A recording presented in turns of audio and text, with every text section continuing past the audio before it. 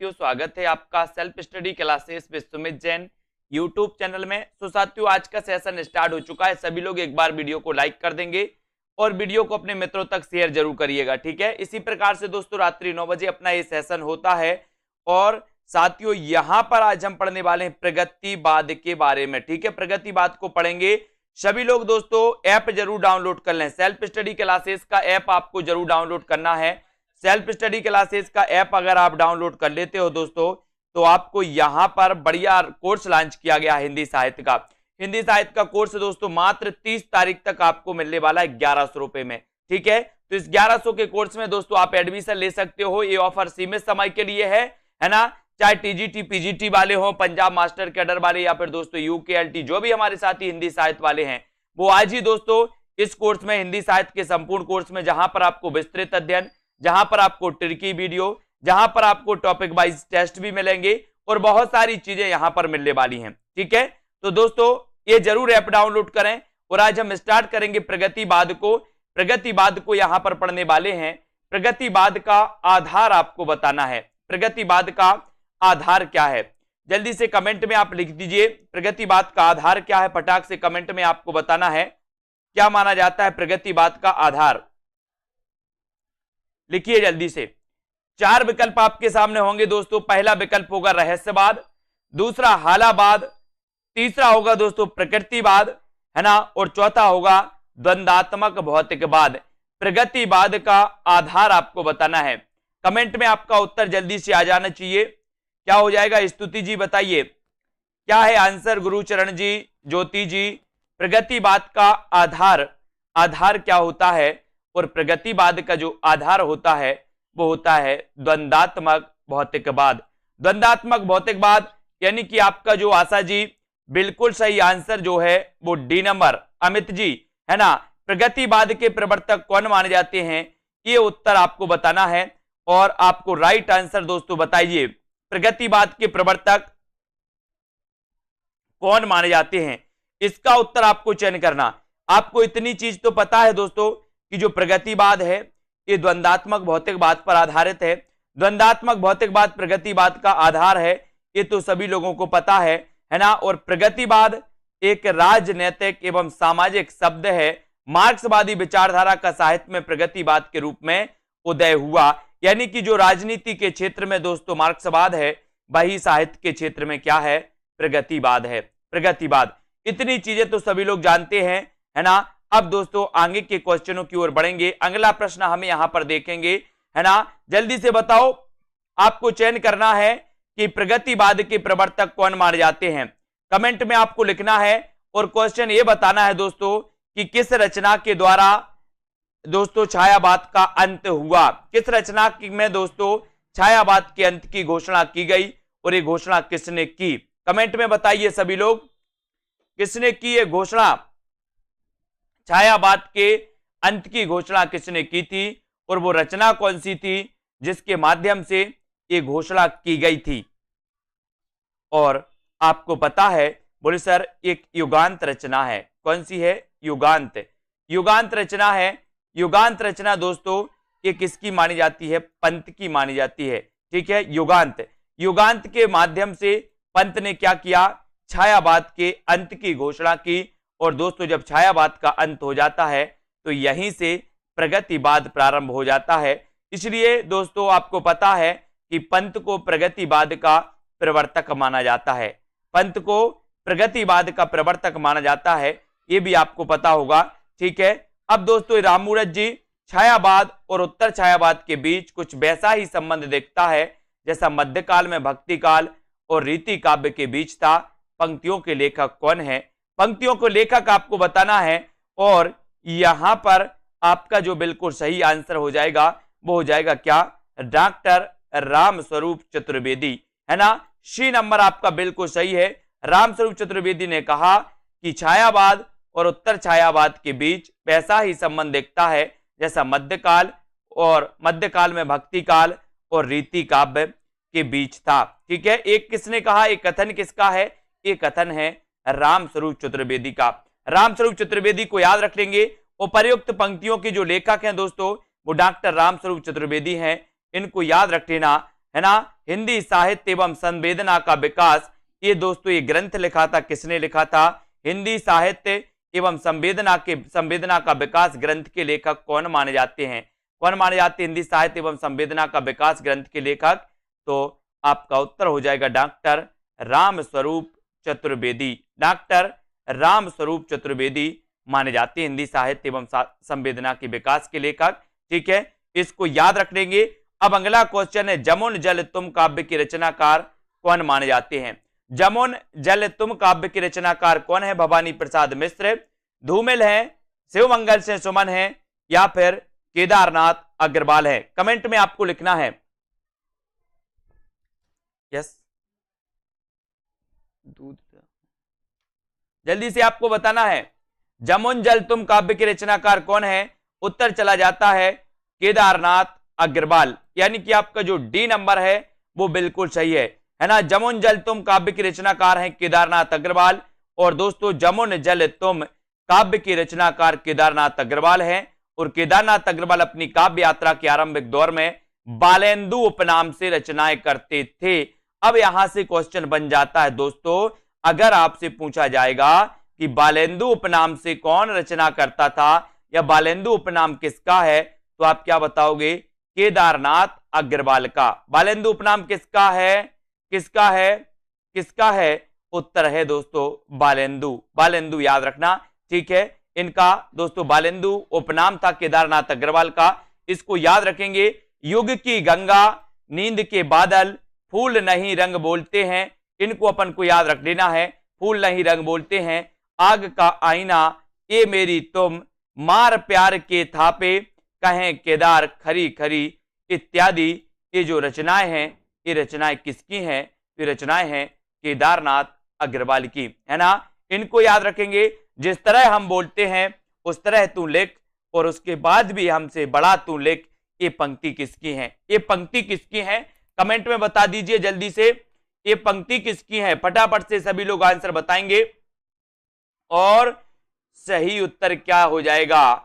जल्दी से चयन करें कि जिस तरह हम बोलते हैं उस तरह तू लिख, और हमसे बड़ा तू लिख। ये जो पंक्ति है, जिस तरह हम बोलते हैं उस तरह तू लिख, और उसके बाद भी हमसे बड़ा तू लिख। ये पंक्ति है भवानी प्रसाद मिश्र की। किसकी है? भवानी प्रसाद मिश्र की। उत्तर चला जाता है विकल्प नंबर डी की तरफ। डी नंबर अपना जो उत्तर है वो बिल्कुल सही हो जाता है। उपर्युक्त पंक्तियों के रचनाकार कौन है? भवानी प्रसाद मिश्र हैं। भवानी प्रसाद मिश्र को सहजता का कवि कहा जाता है। इनके द्वारा रचित काव्य संग्रह है गीत फरोश, चकित है दुख, गांधी पंचसती, है ना, बुनी हुई रस्सी, खुशबू के शिलालेख, परिवर्तन जिए, त्रिकाल संध्या। इनकी रचनाएं मानी जाती हैं दोस्तों। इन्हें सहजता का कवि कहा जाता है। किसे कहा जाता है सहजता का कवि? भवानी प्रसाद मिश्र को, है ना। अगला क्वेश्चन है आपका। अगला है दोस्तों, इनमें से आपको चयन करना है कि इनमें से किस कवि को एक भारतीय आत्मा के उपनाम से जाना जाता है। किस कवि को एक भारतीय उपनाम के नाम से जाना जाता है, ये अपन को चयन करना है। तो बताइए, प्रश्न क्रमांक 5 का, किस कवि को एक भारतीय आत्मा के उपनाम से जाना जाता है? माखनलाल चतुर्वेदी, बालकर्ण शर्मा नवीन, मैत्री शरण गुप्त, या फिर श्रीधर पाठक। किस कवि को एक भारतीय आत्मा उपनाम से जाना जाता है? तो बोले सर, अगर भारतीय आत्मा उपनाम की बात करोगे तो वो जाना जाता है माखनलाल चतुर्वेदी को। एक भारतीय आत्मा, है ना, माखनलाल चतुर्वेदी को जाना जाता है दोस्तों। और एक नंबर आपका बिल्कुल सही है। माखनलाल चतुर्वेदी को एक भारतीय दोस्तों आत्मा के नाम से जाना जाता है। इनकी प्रसिद्ध कविता है कैदी और कोकिला। कैदी और कोकिला, है ना, पुष्पकी अभिलाषा, पुष्पकी अभिलाषा। जबकि मैत्री शरण गुप्त को राष्ट्रकवि के नाम से जाना जाता है। तो एक भारतीय आत्मा आपको याद रखना है ना। और कैदी और कोकिला, पुष्पकी अभिलाषा, ये माखनलाल चतुर्वेदी की श्रेष्ठ रचनाओं में इन्हें गिना जाता है। अब अगला क्वेश्चन आपको बताना है। स्तुति जी बताइए, अगला क्वेश्चन बताना है कि हिमक्रीटनी की रचयिता कौन है? हिमक्रीटनी के रचनाकार आपको चयन करना है, तब आपका राइट आंसर। अंश यादव जी, हिमक्रीटनी की रचयिता कौन है? माखनलाल चतुर्वेदी, भवानी प्रसाद मिश्र, मैत्री शरण गुप्त, या फिर नरेंद्र शर्मा। बताइए। हिमकिरीटनी के रचनाकार मैंने आपको कई बार बताया कि हिमकिरीटनी और हिमतरंगिणी ये दो रचनाएं बहुत ही प्रसिद्ध हैं दोस्तों। हिमतरंगिणी के लिए ये माखनलाल चतुर्वेदी की रचना है हिमतरंगिणी। हिमतरंगिणी की क्या क्या मिला था हिमतरंगिणी के लिए? हिमतरंगिणी के लिए मिला था साहित्य अकादमी पुरस्कार। सबसे पहले हिंदी में साहित्य अकादमी पुरस्कार जो मिला था वो मिला था दोस्तों किसे? हिमतरंगिणी रचना के लिए। और हिमतरंगिणी रचना के रचनाकार कौन है? माखनलाल चतुर्वेदी। ठीक है, अब दोस्तों हिमकिरीटनी की बात आती है तो हिमकिरीटनी की रचयिता भी कौन माने जाते हैं? माखनलाल चतुर्वेदी यानी कि आपका उत्तर चला जाता है एक की तरफ। हिमकिरीटनी की रचनाकार राष्ट्रीय काव्यधारा के प्रमुख कवि माखनलाल चतुर्वेदी हैं, अन्य नाम इसके असंगत हो जाएंगे। ठीक है, अगले क्वेश्चन की ओर हम बढ़ेंगे। रामधारी सिंह दिनकर के बारे में आपको बताना है कि रामधारी सिंह दिनकर की काव्य कृति कौन सी है? लोकायतन, कुरुक्षेत्र, आर्यावर्त या फिर उन्मुक्त। रामधारी सिंह दिनकर की काव्य कृति कौन सी है? 4 विकल्प है रामधारी सिंह दिनकर की काव्य कृति, आपको बताना है उत्तर क्या हो जाएगा। रामधारी सिंह दिनकर की काव्य कृति, रामधारी सिंह दिनकर के बारे में अपन पढ़ते हैं कि सर इनकी एक कृति बहुत ही प्रसिद्ध मानी जाती है। वो प्रसिद्ध कृति कौन सी है?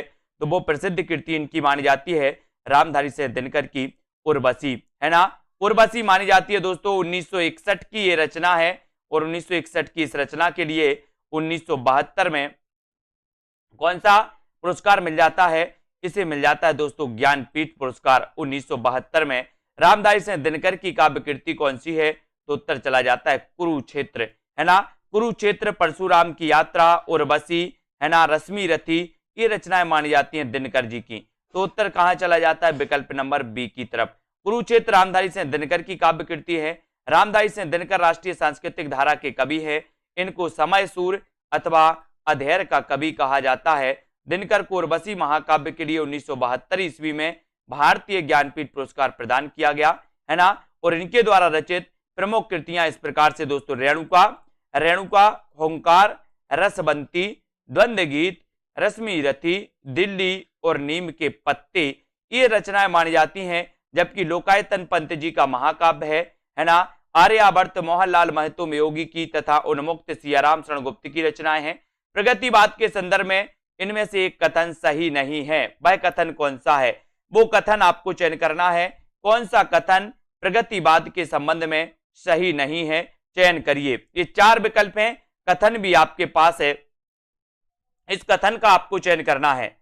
तो प्रश्न क्रमांक आपका यहां पर है और प्रगतिवाद के बारे में कौन सा कथन सही नहीं है? प्रगतिवाद जन चेतना के साथ प्रकृति और कल्पना लोक में सौंदर्य खोजता है, या फिर दोस्तों प्रगतिवाद ने पहली बार साहित्यिक चेतना को यथार्थवाद की ओर अग्रसर होने की प्रेरणा दी पहली बार, है ना। या प्रगतिवाद की मूल प्रेरणा मार्क्सवाद से विकसित हुई? ये तो सही है। प्रगतिवाद सामाजिक यथार्थ की अभिव्यक्ति को नहीं रचना का उद्देश्य मानता है, को ही रचना का उद्देश्य मानता है। और प्रगतिवाद जन जीवन के साथ प्रकृति और कल्पना लोक में सौंदर्य खोजता है। तो दोस्तों आपको पता है कि प्रगतिवाद में पहली बार साहित्यिक चेतना को यथार्थवाद की ओर अग्रसर होने की प्रेरणा दी, है ना। तो ये जो आपका उत्तर है वो कौन सा हो जाएगा? उत्तर हो जाएगा डी नंबर। प्रगतिवाद सामाजिक यथार्थ की अभिव्यक्ति को ही रचना का उद्देश्य मानता है, ऐसा नहीं है। यानी कि आपका उत्तर चला जाता है विकल्प नंबर डी की तरफ। डी की तरफ आपका राइट आंसर हो जाता है। डी नंबर आपका सही हो जाता है। प्रगतिवाद जनजीवन के साथ प्रकृति और कल्पना लोक में सौंदर्य खोजता है। यह कथन प्रगतिवाद के संदर्भ में सही नहीं है ना। ठीक है, तो इसका उत्तर आपका दोस्तों ए नंबर सही हो जाएगा। प्रगतिवाद जनजीवन के साथ प्रकृति और कल्पना लोक में सौंदर्य खोजता है। यह कथन प्रगतिवाद के संदर्भ में सही नहीं है। यानी कि आपका जो एक नंबर है ए नंबर सही होगा। इसमें प्रगतिवाद जनजीवन के साथ प्रकृति और कल्पना लोक में सौंदर्य खोजता है, एक नंबर आपका सही होगा। बाकी डी नंबर आपका सही है। डी नंबर प्रगतिवाद सामाजिक यथार्थवाद की अभिव्यक्ति को रचना को उद्देश्य मानता है, ये तो सही है। ये मिसप्रिंट है यहाँ पर, ए नंबर आपका सही हो जाएगा। ठीक है, प्रगतिवाद ने पहली बार साहित्यिक चेतना को यथार्थ की ओर अग्रसर होने की प्रेरणा दी, इसको अच्छे से देख लेना। प्रगतिवाद की मूल प्रेरणा मार्क्सवाद से विकसित हुई, ये भी बिल्कुल सही है। ठीक है, प्रगतिवाद सामाजिक यथार्थ की अभिव्यक्ति को ही रचना का उद्देश्य मानता है, ये भी बिल्कुल सही है। प्रगतिवाद शब्द का सर्वप्रथम प्रयोग 1942 ईस्वी में मुक्तिबोध ने अपने एक लेख प्रगतिवाद एक दृष्टि आगामी कल में किया था दोस्तों। तो ये भी आपको याद रख लेना, प्रगतिवाद का सर्वप्रथम प्रयोग किसने किया था? तो ये किया था मुक्तिबोध ने, मुक्तिबोध ने किया था। और दोस्तों इसको याद रखेंगे, प्रगतिवाद एक दृष्टि आगामी कल में किया था इन्होंने, इसको याद रखेंगे। हिंदी काव्य मासलवाद के प्रवर्तक माने जाते हैं, तो कौन माने जाते? मासलवाद कई बार पूछा गया, बताइए मासलवाद के जो प्रवर्तक माने जाते हैं वो कौन माने जाते हैं? मासलवाद के प्रवर्तक बताइए कौन माने जाते हैं? हिंदी काव्य में मासलवाद के प्रवर्तक माने जाते हैं तो कौन माने जाते हैं? ये तो अपन ने कई बार पढ़ा है कि सर हालाबाद अगर पूछो तो हरिवंश राय बच्चन, मासलवाद अगर पूछो तो रामेश्वर शुक्ल अंचल, ठीक है। तो इसको आपको याद रख लेना है कि रामेश्वर शुक्ल अंचल, ये नंबर आपका सही है ना। मासलवाद के प्रवर्तक, इसको थोड़ा सा पढ़ेंगे कि हिंदी काव्य में रामेश्वर शुक्ल अंचल मासलवाद के प्रवर्तक माने जाते हैं। ये छायावाद युग के उत्तरार्ध के कवि हैं, है ना। उनकी भाषा में नए विशेषण तथा नए उपमान प्रयुक्त हुए और इनके द्वारा रचित रचनाएं हैं मधुलिका, अपराजिता, किरण बेला, बरसांत के बाद, विराम चिन्ह आदि। वह हृदय नहीं है पत्थर है जिसमें स्वदेश का प्यार नहीं। ये प्रसिद्ध काव्य पंक्तियां निम्न में से किस कवि की हैं? कवि का नाम आपको बताना है, विकल्प में मैं आपको दे रहा हूं। वह हृदय नहीं है पत्थर है जिसमें स्वदेश का प्यार नहीं। यहां पर आपका विकल्प आ जाएगा, इस विकल्प का आंसर आपको बताना है, यहां पर आ जाइए, ये विकल्प है आपके, है ना। तो ये पंक्तियां बताना है, ये पंक्तियां किसकी हैं? तो आप पहले ही समझ गए दोस्तों, यहां पर ये जो पंक्तियां हैं वो ज्ञा प्रसाद शुक्ल स्नेही की हैं, है ना, द्वारा रचित हैं दोस्तों। ये वह हृदय नहीं है पत्थर है जिसमें स्वदेश की प्रति प्रेम नहीं, है ना। तो बताइए अब प्रगतिशील लेखक संघ किस स्तर की संस्था है? प्रगतिशील लेखक संघ किस स्तर की संस्था मानी जाती है? अंजू जी, कविता जी। प्रश्न क्रमांक 11, राष्ट्रीय स्तर की, अंतरराष्ट्रीय स्तर की, राज्य स्तरीय या फिर हिंदी भाषी प्रांतीय? तो प्रगतिशील लेखक संघ आपको बता है कि दोस्तों ये प्रगतिशील लेखक संघ किस स्तर की संस्था है? तो ये है अंतरराष्ट्रीय, अंतरराष्ट्रीय स्तर की ये संस्था है। और बी नंबर आपका सही है ना। प्रगतिशील लेखक संघ अंतरराष्ट्रीय स्तर की संस्था है। इसकी स्थापना 1935 में सज्जाद जहीर ने लंदन में की थी, 1935 में। भारत में 1936 ईस्वी में प्रगतिशील लेखक संघ की स्थापना हुई थी, है ना, लखनऊ में। और इसका प्रथम अधिवेशन भी कहां पर हुआ था? लखनऊ में, है ना।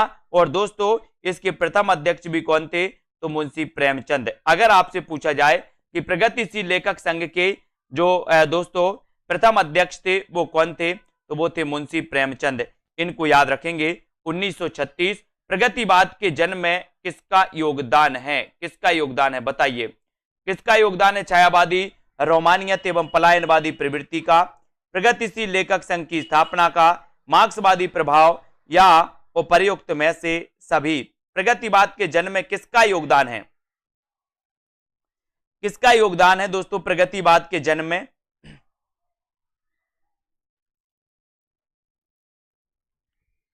सभी लोग बताएंगे।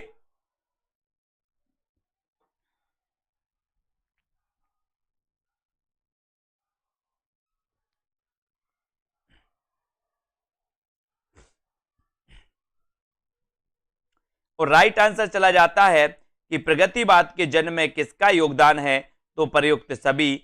छायावाद, रोमानियत एवं पलायनवादी प्रवृत्ति का भी, प्रगतिशील लेखक संघ की स्थापना का, है ना, मार्क्सवादी प्रभाव, यानी कि उत्तर आपका डी नंबर बिल्कुल सही है। आधुनिक हिंदी साहित्य में प्रगतिवाद के जन्म में उपर्युक्त सभी परिस्थितियों का योगदान था। सन 1936 ईस्वी में लखनऊ में सज्जाद जहीर और डॉक्टर मुल्कराज आनंद के प्रयास से प्रगतिशील लेखक संघ की स्थापना हुई। प्रगतिशील लेखक संघ में मार्क्सवादी या साम्यवादी विचारधारा से प्रभावित होकर काव्य रचना करने वाले कवि शामिल थे दोस्तों, मार्क्सवादी या साम्यवादी। ठीक है, अगला क्वेश्चन है, आपको बताना है मैं उस जनपद का कवि हूं, काव्य रचना किस कवि की है? मैं उस जनपद का कवि हूं। अब साथियों, जिन भी साथियों ने अभी तक सेल्फ स्टडी क्लासेस का ऐप डाउनलोड नहीं किया है वो ऐप को जरूर डाउनलोड करेंगे। ऐप को डाउनलोड करना है आपको, और जिन भी साथियों को एडमिशन लेना है वो एडमिशन ले सकते हैं। ठीक है, एडमिशन जरूर ले दोस्तों। 30 तारीख तक बढ़िया ऑफर है आपके लिए, मात्र 1100 रुपए में। और मैं उस जनपद का कवि हूं, काव्य रचना किस कवि की है? तो किस कवि की है? तो ये आपका उत्तर हो जाएगा, मैं उस जनपद का कवि हूं, यानी कि आपका राइट आंसर हो जाएगा त्रिलोचन। त्रिलोचन यानी सी नंबर, ठीक है, सी आपका सही हो जाएगा। मैं उस जनपद का कवि हूं, काव्य रचना के रचनाकार त्रिलोचन है। धरती मिट्टी की बारात, है ना, मिट्टी की बारात दो लोगों की है दोस्तों, दो कवियों की है। एक तो शिवमंगल से सुमन की भी रचना मिट्टी की बारात है, और त्रिलोचन की भी रचना मिट्टी की बारात है। अब कंफ्यूज नहीं होना यहां पर, नहीं तो कहीं पर आपको मिल जाए बोले मिट्टी की बारात के रचनाकार कौन है, तो आपको याद रख लेना कि मिट्टी की बारात त्रिलोचन जी की भी रचना है, और दोस्तों शिवमंगल से सुमन की भी रचना है, ठीक है। तो मिट्टी की बारात याद रख लेना। नागार्जुन की प्रमुख रचनाओं में युगधारा, है ना, सतरंगी पंखों वाली, भस्मांकुर, तुमने कहा था, प्यासी पथराई आंखें, केदारनाथ अग्रवाल की रचनाएं हैं। ये अपूर्वा, युग की गंगा, नींद के बादल और आग का आईना, ये केदारनाथ अग्रवाल की हैं, है ना। बाकी नागार्जुन की युगधारा याद करना, सतरंगी पंखों वाली, भस्मांकुर, तुमने कहा था, और प्यासी पथराई आंखें, ठीक है। त्रिलोचन का वास्तविक नाम आपको बताना है, क्वेश्चन कई बार आया है। 14 का आंसर बताइए, त्रिलोचन का वास्तविक नाम क्या है?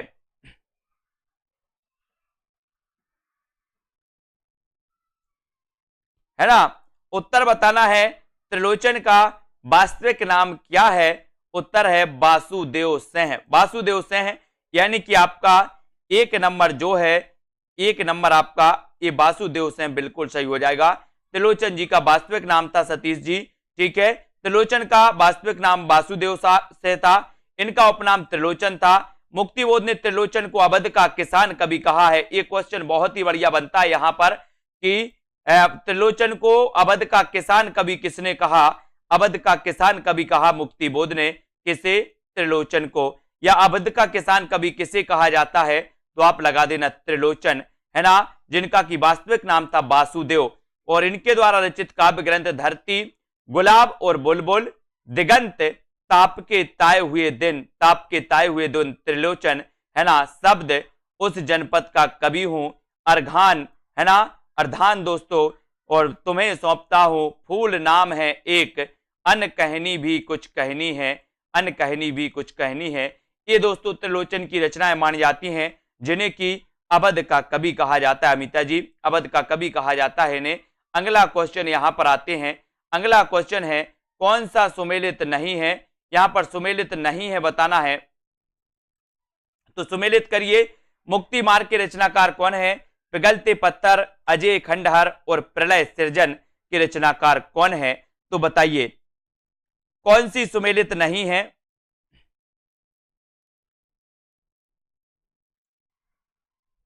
और यहां पर आपको पता है, बोले सर मुक्ति मार्ग ये तो भारत भूषण अग्रवाल की है, पिघलते पत्थर रांगे राघव की है, अजय खंडहर, अजय खंडहर ये निराला की नहीं है, है ना। प्रलय सृजन ये शिवमंगल से सुमन की है, तो बिल्कुल सही है। लेकिन अजय खंडहर दोस्तों ये रांगे राघव की रचना मानी जाती है ना। मुक्ति मार्ग के रचनाकार कौन है? तो मुक्ति मार्ग आपको पता है कि मुक्ति मार्ग के रचनाकार तो कौन है? भारत भूषण अग्रवाल। पिघलते पत्थर की रचनाकार रांगे राघव, बिल्कुल सही है। अजय खंडहर की रचनाकार रांगे राघव हैं। और दोस्तों प्रलय सृजन ये शिवमंगल से सुमन की रचना है, ठीक है। इनमें से कौन सी नागार्जुन द्वारा रचित नहीं है? नागार्जुन द्वारा रचित कौन सी रचना है जो नागार्जुन द्वारा रचित नहीं है? पाषाणी, चंदना, या फिर ये चार विकल्प हैं, चार में से आप लोग चयन करिए, उत्तर क्या हो जाएगा इसका सही? कौन सी नागार्जुन द्वारा रचित नहीं है बताइए। पाषाणी नहीं है, रविंद्र के प्रति, चंदना, या फिर कला और बूढ़ा चांद। कौन सी रचना है जो दोस्तों नागार्जुन की नहीं है? ये आपको बताना है।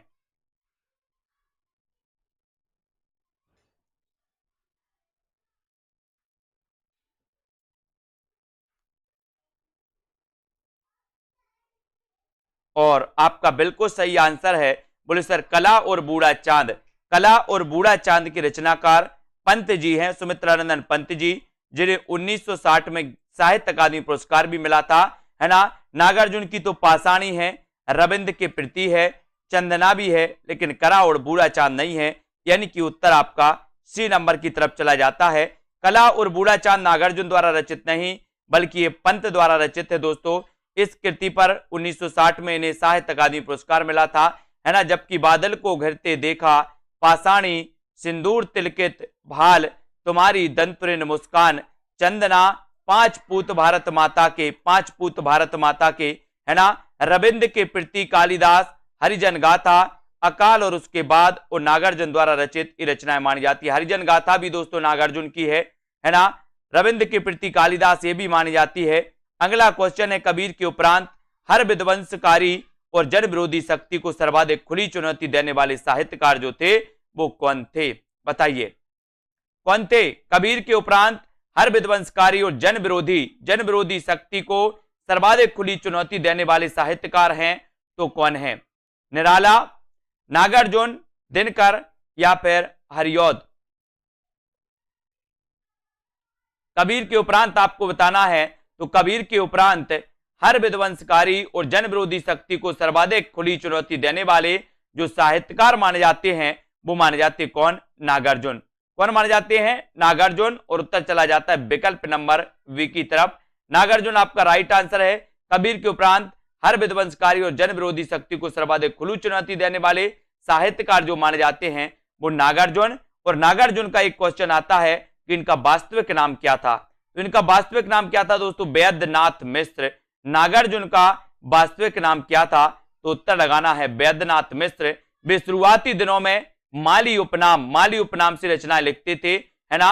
और नागार्जुन एक कवि होने के साथ साथ उपन्यासकार और मैथिल के श्रेष्ठ कवियों में जाने जाते हैं।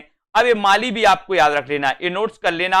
नागार्जुन का वास्तविक नाम वैद्यनाथ था। और दोस्तों कभी अगर माली उपनाम इनका पूछ लिया जाए तो इनका एक उपनाम माली भी है और इन्हें नागार्जुन भी कहा जाता है। तो नागार्जुन, माली और वैद्यनाथ मिश्र, है ना, वे शुरुआती दिनों में माली नाम से लिखते थे दोस्तों, ये भी आपको याद रख लेना, ठीक है। कौन, नागार्जुन। अगला क्वेश्चन है आपका, द्वंद्वात्मक भौतिक विकासवाद किस काव्यधारा का आधार है। नई कविता का, प्रगतिवाद का, समानांतर कविता का या फिर इनमें से कोई नहीं। हाँ, यात्री नाम से भी मैथिली में लिखते थे, बहुत बढ़िया कुरैशी जी, ये यात्री नाम से भी लिखते थे मैथिली में। नागार्जुन जी यात्री नाम से मैथिली में लिखते थे, है ना। द्वंद्वात्मक भौतिकवाद विकासवाद किस काव्यधारा का आधार है। नई कविता का, प्रगतिवाद का, समांतर कविता या फिर इनमें से कोई नहीं। तो द्वंद्वात्मक भौतिकवाद विकासवाद आपसे पूछा गया किस काव्यधारा का आधार है, तो वो काव्यधारा कौन सी है, वो काव्यधारा है प्रगतिवाद। यानी कि आपका प्रगतिवाद बिल्कुल सही है। शोषण का विरोध, है ना, प्रगतिवादी काव्य की सबसे बड़ी विशेषता है, शोषण का विरोध किया गया इसमें। इसके अनुसार किसान और मजदूर एक होकर अपने ऊपर होने वाले सामंतों और पूंजीपतियों के अत्याचार का विरोध करेंगे। प्रगतिवादी काव्यधारा में शोषितों की दीनता का चित्रण, शोषक वर्ग के प्रति घृणा, क्रांति की भावना एवं द्वंद्वात्मक भौतिकवाद, विकासवाद आदि की विशेषताओं के दर्शन इसमें मिलते हैं, है ना। इसको अपन ने याद किया। अगले क्वेश्चन की ओर बढ़ेंगे। अगला जो अपना प्रश्न है साथियों वो इस प्रकार से है, प्रगतिवाद के अंतर्गत आपको बताना है कौन सा विचार अमान्य है।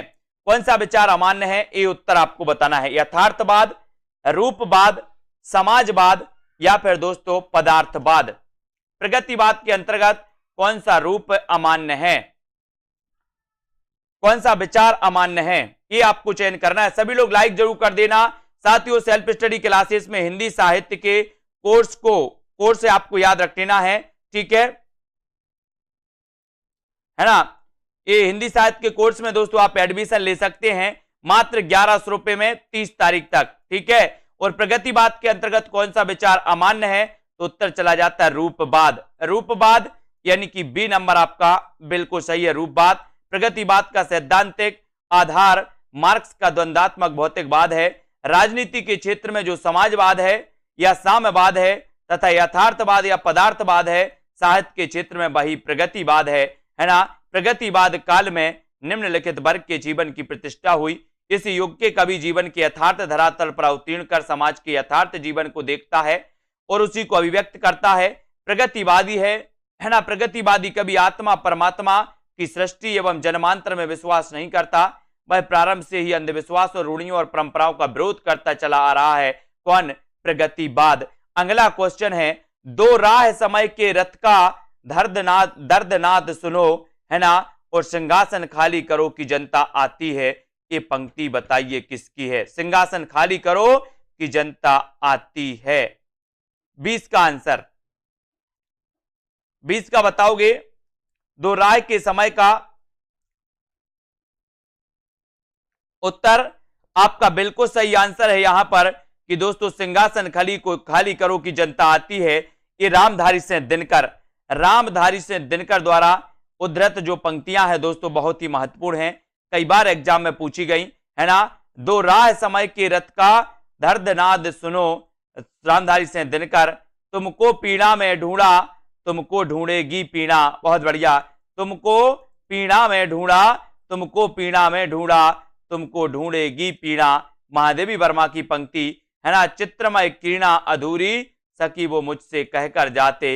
ये मैथिली शरण गुप्त की मानी जाती है ना। दिनकर की काव्य रचना नहीं है तो कौन सी नहीं है? ओंकार, कुरुक्षेत्र, उर्वशी या फिर त्रिधारा। दिनकर की काव्य रचना कौन सी नहीं है? प्रश्न क्रमांक 21 का आंसर आपको बताना है।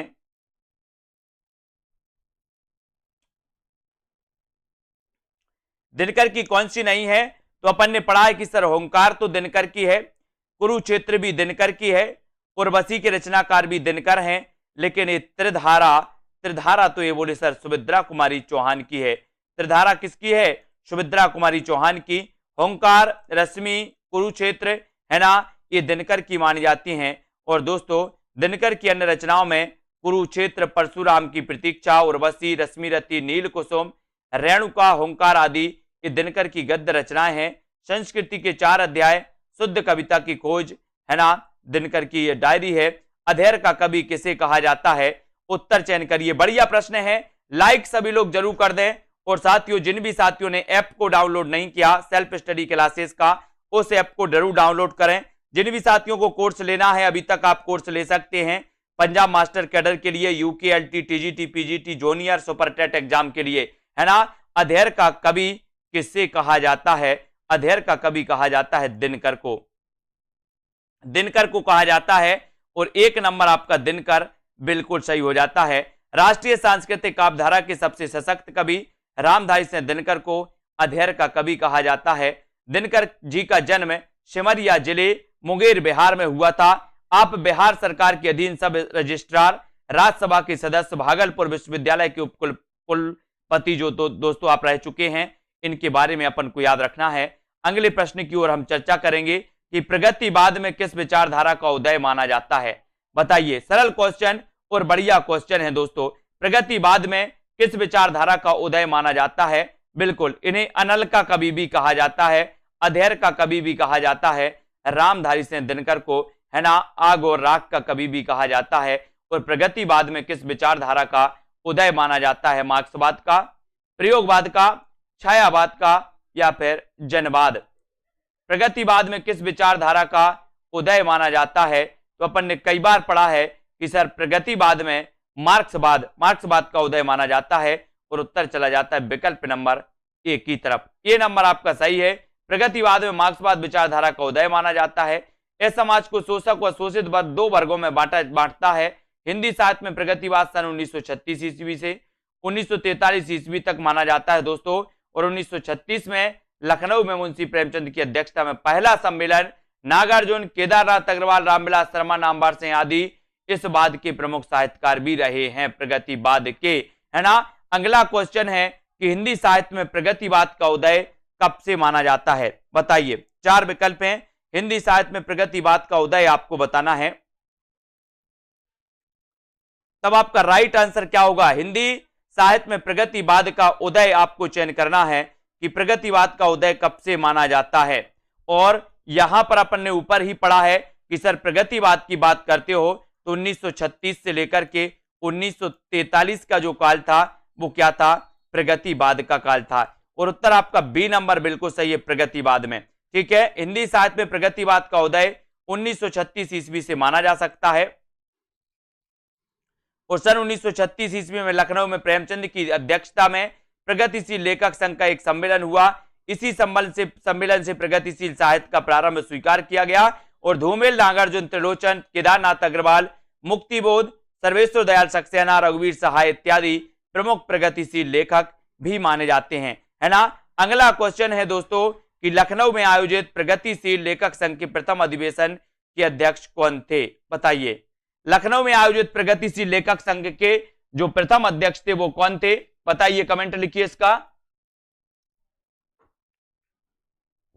और यहां पर आपका बिल्कुल सही आंसर है कि सर 1936 में जो लखनऊ में प्रथम प्रगतिशील सम्मेलन हुआ था उसके अध्यक्ष थे कौन, प्रेमचंद।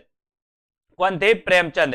सन 1935 ईस्वी में एम फास्टर के सभापतित्व में प्रोग्रेसिव राइटर्स एसोसिएशन नामक अंतरराष्ट्रीय संस्था का प्रथम अधिवेशन पेरिस में हुआ। इसके पश्चात सन 1936 में सज्जाद जहीर और डॉक्टर मुल्कराज आनंद के प्रयत्नों से भारत में मुंशी प्रेमचंद की अध्यक्षता में प्रगतिशील लेखक संघ का प्रथम अधिवेशन भी हुआ। इसको आपको याद रख लेना। ठीक है, अबे सुनबे गुलाब भूल मत घर पाई खुशबू रंगो आब, ये पंक्ति किसकी है, ये पंक्ति आपको बताना है। उत्तर क्या हो जाएगा, लाइक जरूर करिए सभी लोग, लाइक करिए जल्दी से। अबे सुनबे गुलाब भूल मत कर, है ना, भूल मत घर पाई खुशबू रंगो आब, ये पंक्तियां बताना है। संबंध है तो किससे है, प्रगतिवाद से है, प्रयोगवाद से है, या फिर दोस्तों समानांतर कविता से। तो ये भूल मत घर पाई खुशबू रंगो आब, ये प्रगतिवाद से है। और उत्तर एक नंबर आपका बिल्कुल सही है, ये नंबर आपका सही है। ठीक है, टीजीटी पीजीटी के लिए दोस्तों जल्द ही 125 प्रश्नों के मॉडल टेस्ट पेपर लॉन्च हो रहे हैं। जिन भी साथियों को दोस्तों मॉडल टेस्ट पेपर में एडमिशन लेना है वो ले सकते हैं, जल्द ही लॉन्च होंगे। 125 में से आप प्रगतिवादी कवि हैं, तो प्रगतिवादी कवि कौन है आपको कमेंट में लिखना है, जल्दी से लिखिए। प्रगतिवादी कवि कौन माने जाते हैं, जयशंकर प्रसाद, मुक्तिबोध, केदारनाथ अग्रवाल या फिर हरिवंश राय बच्चन। ये आपके दोस्तों 27वां प्रश्न है, कल अपन ने यहां तक पढ़ लिया था। अब आपको चयन करना है, उत्तर आपको बताना है कि कौन प्रगतिवादी कवि हैं।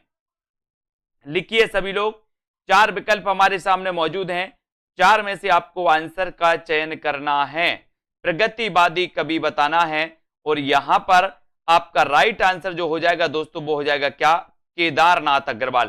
केदारनाथ अग्रवाल के दोस्तों इनके बारे में पढ़ा होगा आपने कि केदारनाथ अग्रवाल जो हैं ये प्रगतिवादी कवि माने जाते हैं। दोस्तों इसके पहले हमने प्रगतिवाद के बारे में पढ़ा कि प्रगतिवाद मार्क्सवाद से प्रभावित माना जाता है ना। और प्रगतिवादी दोस्तों आपने आलोचक पढ़े होंगे एक रामविलास शर्मा, है ना। और प्रगतिवाद में दोस्तों अपन ने देखा कि प्रगतिवाद के जो प्रवर्तक माने जाते हैं वो कौन माने जाते हैं, सुमित्रानंदन पंत। प्रगतिवाद के प्रवर्तक कौन माने जाते हैं, अगर एक क्वेश्चन आपसे पूछा जाए कभी कि प्रगतिवाद के प्रवर्तक कौन माने जाते हैं तो आपको लगाना सुमित्रानंदन पंत। ठीक है, और केदारनाथ अग्रवाल प्रगतिवादी कवि हैं, इनके द्वारा रचित कृतियां युग की गंगा, नींद के बादल, फूल नहीं रंग बोलते हैं, आंख का आईना और अपूर्वा, ये सारी की सारी जो रचनाएं हैं दोस्तों ये क्या मानी जाती हैं, ये प्रगतिवादी कवि की रचनाएं मानी जाती हैं, प्रगतिवादी कवि यानी कि केदारनाथ अग्रवाल की। ठीक है, फिर इसके बाद जो अपना अगला क्वेश्चन होगा वो इस प्रकार से आपको यहां पर बताना है कि प्रगतिवाद के प्रमुख कवि कौन नहीं है, बताइए। नहीं है बताना है, 4 विकल्प अब नहीं है, चयन करना है आपको 28 का आंसर चयन करिए। प्रगतिवादी कवि कौन नहीं है, चयन करें। प्रश्न क्रमांक 28, नागार्जुन, दिनकर, मुक्तिबोध या फिर अज्ञेय। तो फटाक से देखते हैं सबसे पहले आंसर किसका आता है, कौन सबसे पहले आंसर बताता है। प्रगतिवादी कवि कौन नहीं है, इसका आंसर आपको बताना है। तो आपने पढ़ा है कि नागार्जुन तो हैं, इनका वास्तविक नाम क्या था, इनका वास्तविक नाम था वैद्यनाथ नागार्जुन का, है ना। ये तो प्रगतिवादी माने जाते हैं, दिनकर भी हैं, है ना। और कौन नहीं है दोस्तों, अज्ञेय, पुलिसर अज्ञेय, ये प्रगतिवादी कवि हैं। तब प्रगतिवाद के प्रमुख कवि नहीं है, तो प्रमुख कवि कौन नहीं है? प्रमुख कवि नहीं है, सी नंबर, है ना। अज्ञेय प्रमुखता प्रयोगवादी एवं नई कविता के कवि हैं, ना कि प्रगतिवाद के। नागार्जुन, दिनकर एवं मुक्तिबोध दोस्तों ये माने जाते हैं अपने काय के प्रगतिवाद के। ठीक है, 29 का आंसर आपको चयन करना है, चयन करिए। 29 का आंसर आप चयन करेंगे। पुष्प की अभिलाषा नामक प्रसिद्ध कविता किसने लिखी? बढ़िया क्वेश्चन है, सरल क्वेश्चन है, आसान क्वेश्चन है, सभी से आना चाहिए। बताइए, तो पुष्प की अभिलाषा नामक प्रसिद्ध कविता किसने लिखी? 29 का ये उत्तर आपको चयन करना है। किसने लिखी पुष्प की अभिलाषा? करिए चयन, और यहां पर आपका बिल्कुल सही आंसर हो जाएगा। बात पुष्प की अभिलाषा की हुई है, तो पुष्प की अभिलाषा नामक प्रसिद्ध जो कविता है, ये कविता किसने लिखी? तो ये लिखी है किसने? माखनलाल चतुर्वेदी ने। माखनलाल चतुर्वेदी, यानी कि आपका उत्तर चला जाता है विकल्प नंबर 1 की तरफ। ये नंबर आपका बिल्कुल सही हो जाता है। ठीक है, माखनलाल चतुर्वेदी ने ये दोस्तों लिखी है, इसको याद रख लेना। माखनलाल चतुर्वेदी द्वारा लिखित ये पुष्प की अभिलाषा कविता सभी लोगों को लगभग पता है। हिंदी के आधुनिक काल के द्विवेदी युगीन कवि माखनलाल चतुर्वेदी राष्ट्रीय काव्यधारा के कवि हैं और एक भारतीय आत्मा उपनाम से प्रसिद्ध हैं। अगर कभी आपसे पूछा जाए कि एक भारतीय आत्मा उपनाम से प्रसिद्ध जो हैं वो कौन है, तो आप क्या लगाओगे? माखनलाल चतुर्वेदी। ठीक है, पुष्प की अभिलाषा वीर रस से पूर्ण राष्ट्रीय कविता लिखी, है ना। हिम किरीटनी इनकी रचना है, हिम तरंगणी, माता तथा समर्पण आदि माखनलाल चतुर्वेदी के काव्य संग्रह माने जाते हैं। कुमकुम, रश्मि रेखा, अपलक, क्वासी, हम बिस्पाई जन्म के, विनोबा स्तबंध तथा उर्मिला, ये बालकृष्ण शर्मा नवीन की रचनाएं मानी जाती हैं। ठीक है, और आपको पता है मिलन, पथिक, मानसी, स्वप्न, कविता कौमुदी आदि ये रामनरेश त्रिपाठी की रचनाएं हैं। ठीक है, गंगा अवतरण, उद्धव शतक, हरिश्चंद्र, है ना, हिंडोला, श्रृंगार लहरी, कल काशी, उद्धव शतक, ये सारी की सारी रचनाएं किसकी हैं दोस्तों? ये मानी जाती जगन्नाथ दास रत्नाकर की। ठीक है, ये सारी रचनाएं आपको पढ़ना है। अब आपको बताना मौर्य विजय किसकी रचना है? मौर्य विजय की रचनाकार कौन है? ये क्वेश्चन तो कई बार आया है, चयन करना है आपको। मौर्य विजय किसकी रचना है? मैथिली शरण गुप्त की, सियाराम शरण गुप्त की, या फिर श्याम नारायण पांडे, या इनमें से कोई नहीं। मौर्य विजय के रचनाकार कौन है? प्रश्न क्रमांक 30। और यहां पर मौर्य विजय की बात हो रही है, मौर्य विजय किसकी रचना है? उत्तर चला जाता है सियाराम शरण गुप्त। सियाराम शरण गुप्त, यानी कि आपका बी नंबर बिल्कुल सही है। मौर्य विजय के रचनाकार कौन है? सियाराम शरण गुप्त हैं। बी आपका बिल्कुल सही आंसर। ठीक है, मौर्य विजय के बारे में, मौर्य विजय सियाराम शरण गुप्त की कृति है और इनकी अन्य रचनाओं में पाथे इनकी रचना है, गोद और नारी, अंतिम आकांक्षा, गोपिका, बापू, अनाथ, आद्रा और विषाद, है ना, ये रचना इनकी मानी जाती है दोस्तों। किसकी? सियाराम शरण गुप्त की। और मौर्य विजय एक कई बार एग्जाम में पूछी गई। ठीक है, तो आपका उत्तर बी की तरफ चला जाता है। प्रगतिशील लेखक संघ की स्थापना कब की गई? बताइए, प्रगतिशील लेखक संघ की स्थापना, प्रगतिशील लेखक संघ आपको पता है दोस्तों कि अगर लंदन की बात करते हैं तो लंदन में ये 1935 में स्थापित हुआ था, है ना। सज्जाद आदि ऐसे बहुत सारे विद्वान थे जिन्होंने दोस्तों इस प्रगतिशील लेखक संघ की स्थापना में दोस्तों योगदान दिया था। लेकिन अगर बात करें भारत में, तो भारत में प्रगतिशील लेखक संघ की स्थापना हुई थी 1936 में, और ये प्रथम अधिवेशन हुआ था दोस्तों कब? प्रथम अधिवेशन हुआ था लखनऊ में, है ना। अगर बात करें सन 1935 ईस्वी में E.M. फास्टर के सभापतित्व में पेरिस में प्रोग्रेसिव राइटर्स एसोसिएशन नामक अंतरराष्ट्रीय संस्था का प्रथम अधिवेशन हुआ।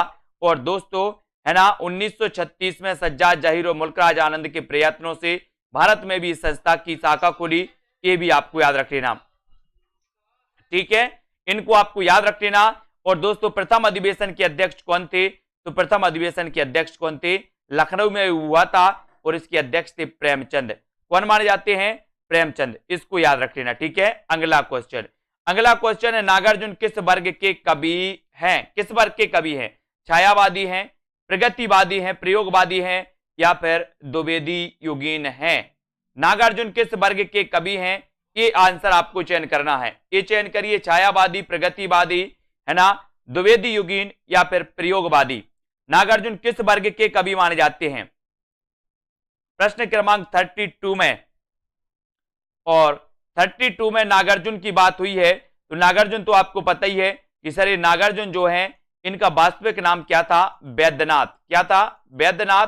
और ये प्रगतिवादी कवि माने जाते हैं। ठीक है, तो उत्तर कहां चला जाता है? विकल्प नंबर वी की तरफ। वी नंबर आपका बिल्कुल सही हो जाता है। अगले क्वेश्चन की ओर बढ़ेंगे।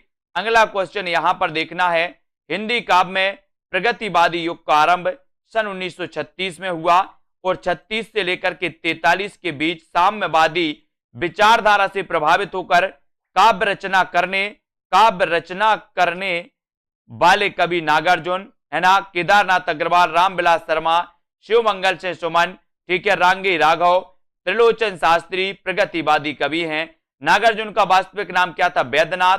और नागार्जुन यात्री उपनाम से लिखते थे दोस्तों। काय में लिखते थे? मैथिली में। मैथिली में यात्री उपनाम से लिखते थे, ये भी आपको याद रख लेना।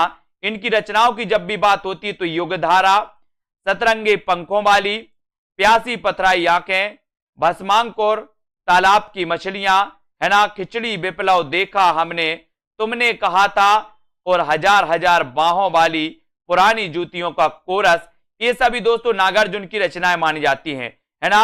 और ये यात्री नाम से कौन सी भाषा में लिखते थे? मैथिली में। एक क्वेश्चन भी कई बार आया है कि यात्री नाम से मैथिली में लिखते थे कौन? नागार्जुन। ठीक है, अब आपको बताना है रामधारी सिंह दिनकर की किस कृति को आधुनिक युग की गीता कहा गया है? आधुनिक युग की गीता कहा गया है। किसको कहा गया? रामधारी सिंह दिनकर की वो रचना कौन सी है दोस्तों? ये बताना है रामधारी सिंह दिनकर की वो रचना कौन सी है जिसे आधुनिक युग की गीता कहा गया, और वो रचना मानी जाती है कौन सी? कुरुक्षेत्र। कौन सी मानी जाती है? कुरुक्षेत्र। ये आधुनिक युग की इसे गीता कहा जाता है। रेणुका, हुंकार, उर्वशी और कुरुक्षेत्र, ये चारों ही रचनाएं किसकी हैं? ये दिनकर की हैं।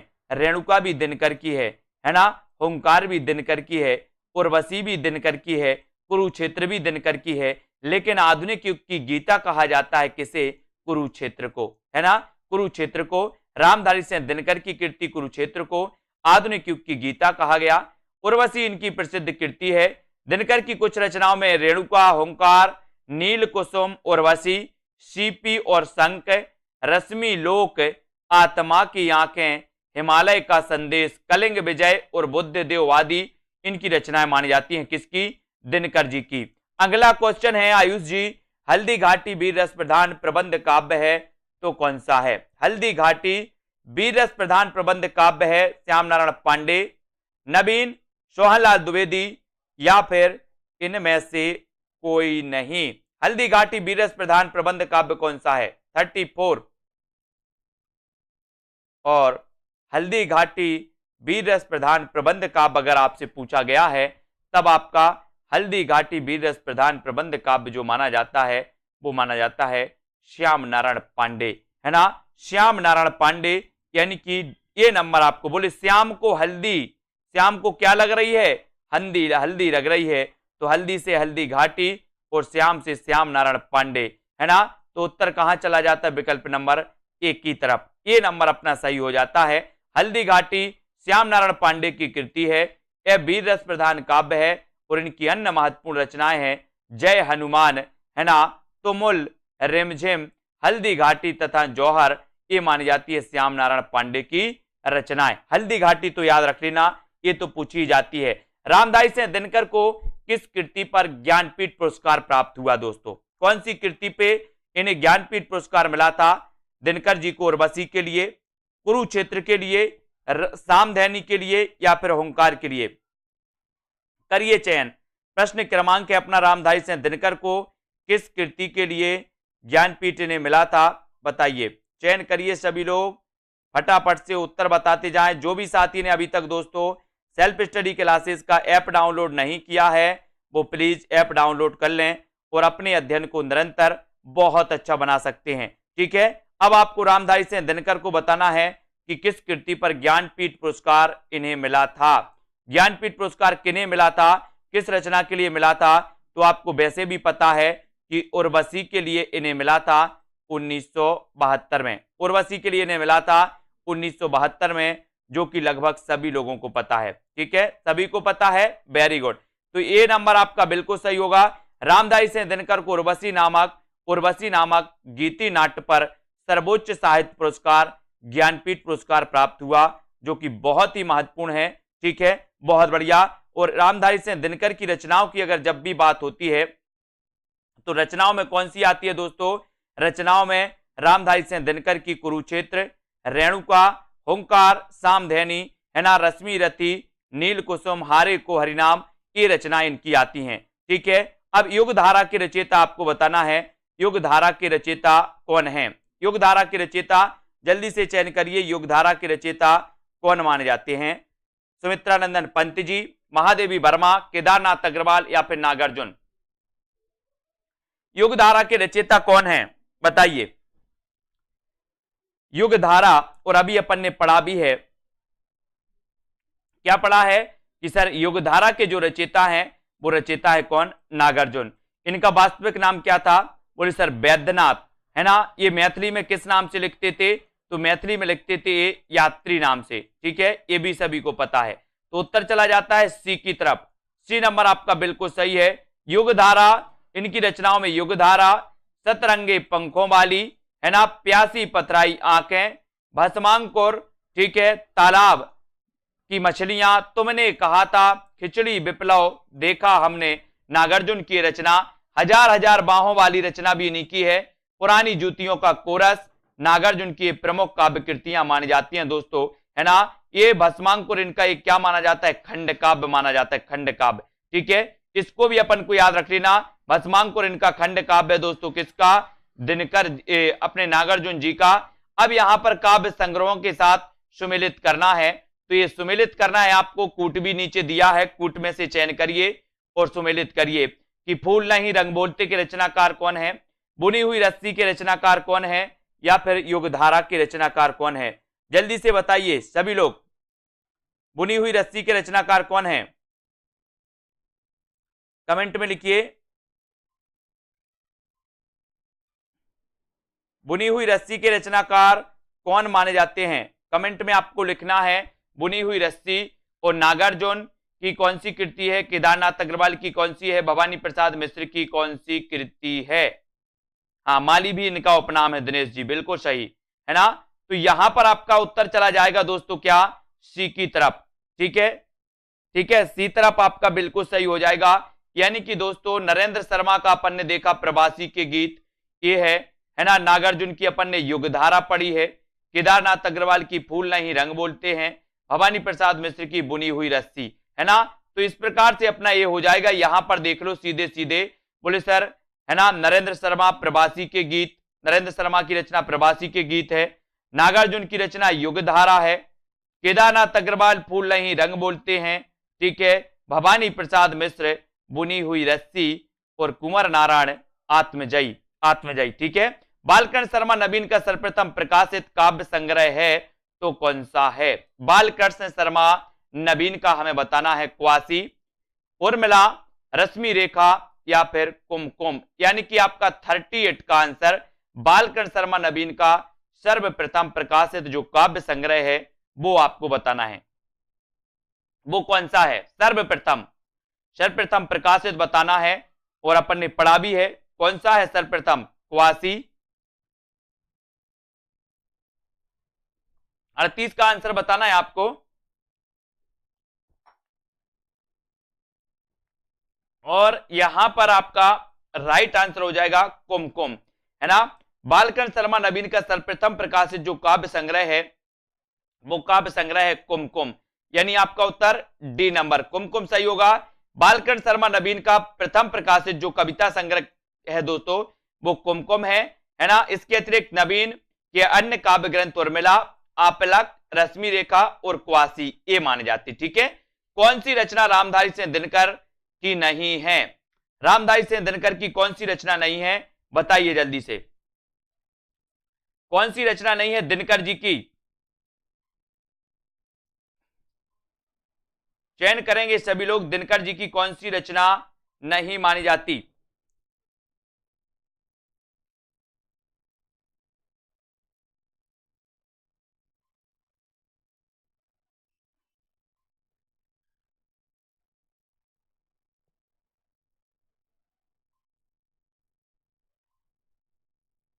तो यहां पर रामधारी सिंह दिनकर की जब बात होती है तो इनकी रचना नहीं है अध्यात्म चिंतन। अध्यात्म चिंतन दिल्ली है इनकी रचना, रेणुका भी है, नीम के पत्ते भी है ना।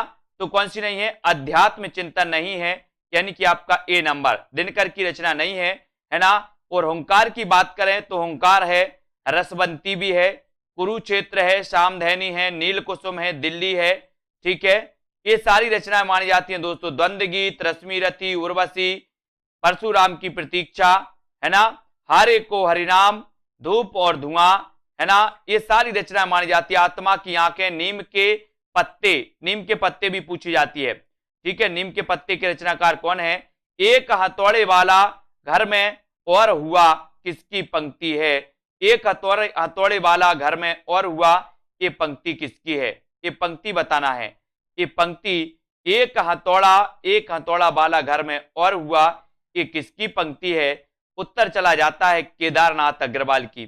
किसकी पंक्ति है, केदारनाथ अग्रवाल की। और ए नंबर केदारनाथ अग्रवाल आपका बिल्कुल सही हो जाता है। केदारनाथ अग्रवाल प्रगतिवाद के प्रमुख कवि हैं, है ना। एक हथौड़ा वाला घर में और हुआ, आज नदी बिल्कुल उदास थी, है ना। इन पंक्तियों तथा इनकी काव्य कृतियां इस प्रकार हैं दोस्तों। नींद के बादल, युग की गंगा केदारनाथ अग्रवाल, फूल नहीं रंग बोलते हैं केदारनाथ अग्रवाल।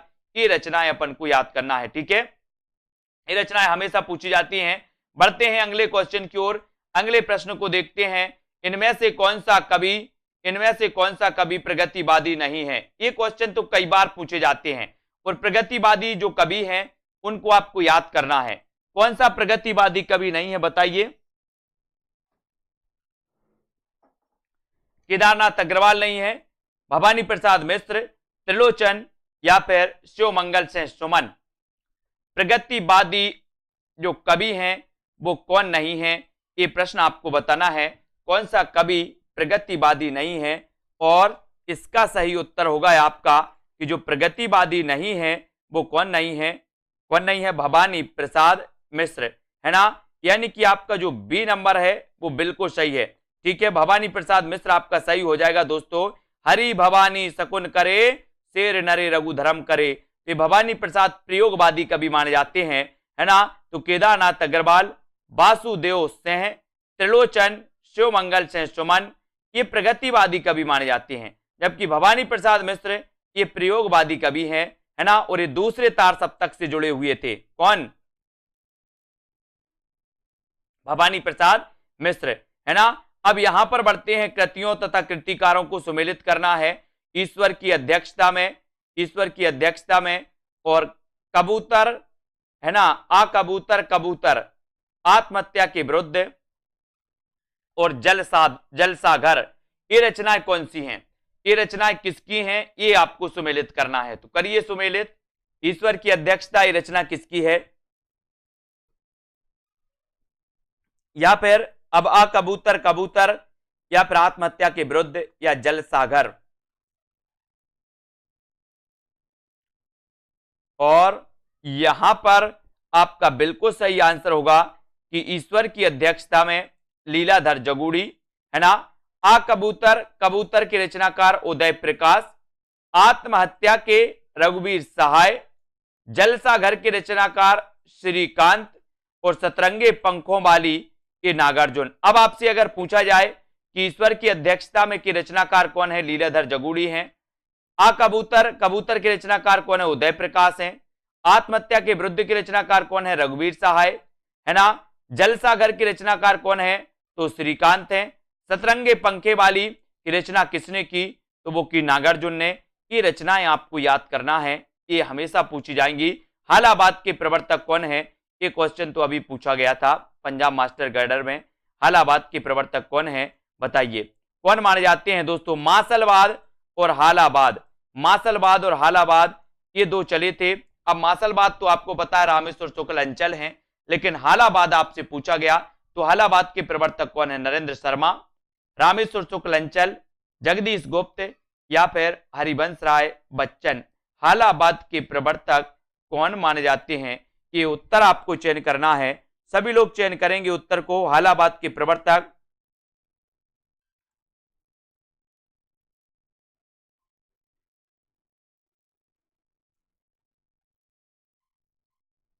और आपने बताया है कि सर हालाबाद के प्रवर्तक अगर आपने पूछा है तो आप हरिवंश राय बच्चन को लगा दीजिए।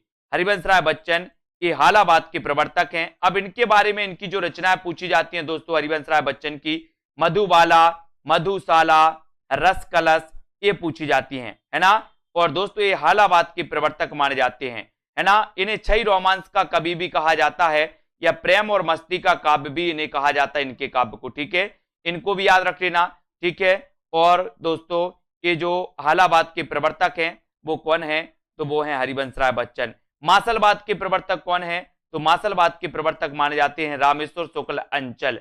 मासलबाद के प्रवर्तक रामेश्वर शुक्ल अंचल। हालाबाद के प्रवर्तक दोस्तों कौन माने जाते हैं?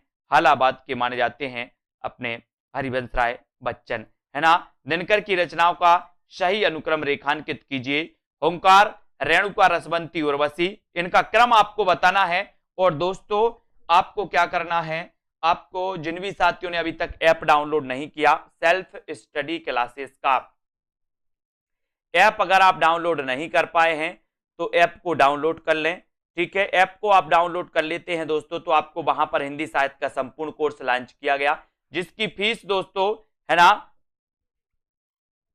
50% से ज्यादा ऑफ में दोस्तों ये मात्र 30 तारीख तक आपको 1100 रुपए में टीजीटी, पीजीटी या फिर दोस्तों आप जूनियर टेट एग्जाम की तैयारी कर रहे हैं तो इनको याद करना है। इनको दोस्तों आप एडमिशन इसमें ले सकते हैं, है ना, हिंदी साहित्य के। और होंकार, रेणुका, रसवंती और उर्वशी ये जो रचनाएं हैं ये इनकी क्रमबद्ध हो जाएंगी, यानी कि उत्तर चला जाता है आपका होंकार, है ना। होंकार, रेणुका, रसवंती और उर्वशी, यानी कि आपका जो ये नंबर है वो बिल्कुल सही है, ठीक है। ये नंबर आपका राइट आंसर हो जाएगा। अब थोड़ा सा यहां पर देख लेते हैं, इनका विस्तृत अध्ययन देख लेते हैं यहां पर, है ना।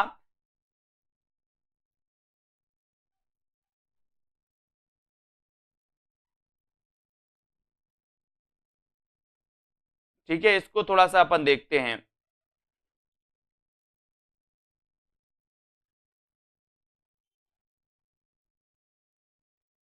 है ना। वैसे ये जो बी नंबर है दोस्तों, ये बी नंबर सही होगा, इसका बी नंबर, रेणुका, रसवंती, उर्वशी और होंकार, ठीक है, बी नंबर। इसको देख लो थोड़ा सा, ये बी नंबर सही, हाँ ऑप्शन गलत है। रेणुका, होंकार ये आता है, ऑप्शन गलत है उसका। रेणुका, होंकार, रसवंती, द्वंद्व गीत, कुरुक्षेत्र, सामधेनी, रश्मि रथी, नील कुसुम, दिल्ली, उर्वशी, ठीक है। इनको देख लो, वो तो ठीक है, ठीक है। गलत है वो, ऑप्शन गलत है। रेणुका, होंकार, रसवंती, ठीक है, द्वंद्व गीत, कुरुक्षेत्र, सामधेनी, रश्मि रति, है ना, नील कुसुम, दिल्ली, उर्वशी, परशुराम की प्रतीक्षा, आत्मा की आंखें, हारे के हरिनाम, है ना, धूप और धुआं, नीम के पत्ते और इतिहास के आंसू, ये रचनाएं आपको याद रख लेना, ठीक है। ये हमेशा पूछी जाती हैं। अगला क्वेश्चन यहां पर देखो, अगला क्वेश्चन है रचनाकारों के सामने रचनाओं को हमें सुमेलित करना है। सतरंगिणी, है ना, और बताना है सतरंगिणी, सतरंगे पंखों वाली, अड़िमा या फिर रितंबरा, बताइए। सतरंगिणी, निराला, सतरंगे पंखों वाली, अड़िमा या फिर रितंबरा, ये रचनाएं किसकी हैं?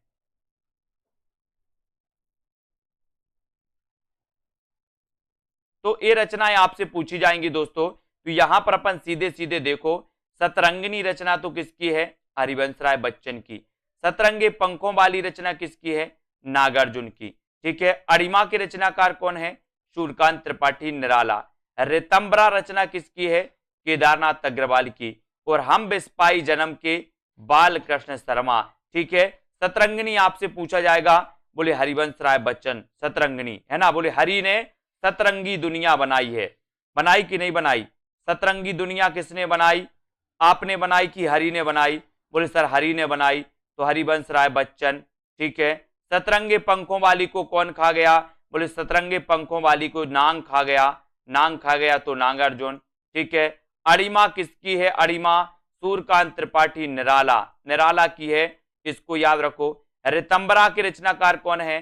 तो केदारनाथ मिश्र प्रभात, केदारनाथ मिश्र प्रभात है, ये केदारनाथ अग्रवाल नहीं है, ये केदारनाथ मिश्र प्रभात है ना। और हम बिस्पाई जन्म के, ये बाल कृष्ण भट्ट।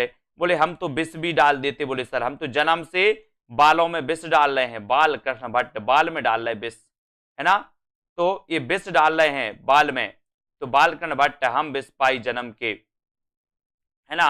हरिजन गाथा किसकी रचना है? हरिजन गाथा के रचनाकार बताना है, धूमिल है, आलोक धनवा है, लीलाधर जगुड़ी या फिर नागार्जुन। हरिजन धनवा ये किसकी रचना मानी जाती है? प्रश्न क्रमांक 46 में। और 46 में आपको पता है हरिजन गाथा नागार्जुन, हरिजन गाथा की रचनाकार कौन है? तो हरिजन गाथा की रचनाकार नागार्जुन मानी जाती। ठीक है। वैद्यनाथ इनका वास्तविक नाम, यात्री और दोस्तों माली, यात्री और माली भी इनका उपनाम था, माली। ठीक है। यात्री और माली इनका उपनाम था नागार्जुन का, है ना। और दोस्तों हरिजन गाथा के रचनाकार नागार्जुन। ईश्वर की अध्यक्षता में लीला, बोले ईश्वर की अध्यक्षता में लीला हुई थी, लीला पढ़ते ना अपन, कृष्ण लीला, बोले लीला, तो ईश्वर की अध्यक्षता में लीला जगुड़ी। दुनिया रोज बनती है, आलोक धनवा, है ना। मोची राम, मोची राम सुदामा पांडे धूमिल, मोची राम सुदामा पांडे धूमिल। ठीक है। अब इनमें से बताइए कौन सा नाम सही है? पहला तार सप्तक, तार सप्तक, दूसरा तार सप्तक, तीसरा तार सप्तक, कौन सा नाम सही है? सही नाम आपको चयन करना है, तो कौन सा नाम सही होता है इसमें से बताइए।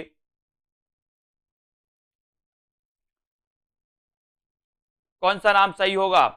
तार सप्तक अपन पढ़ते हैं, और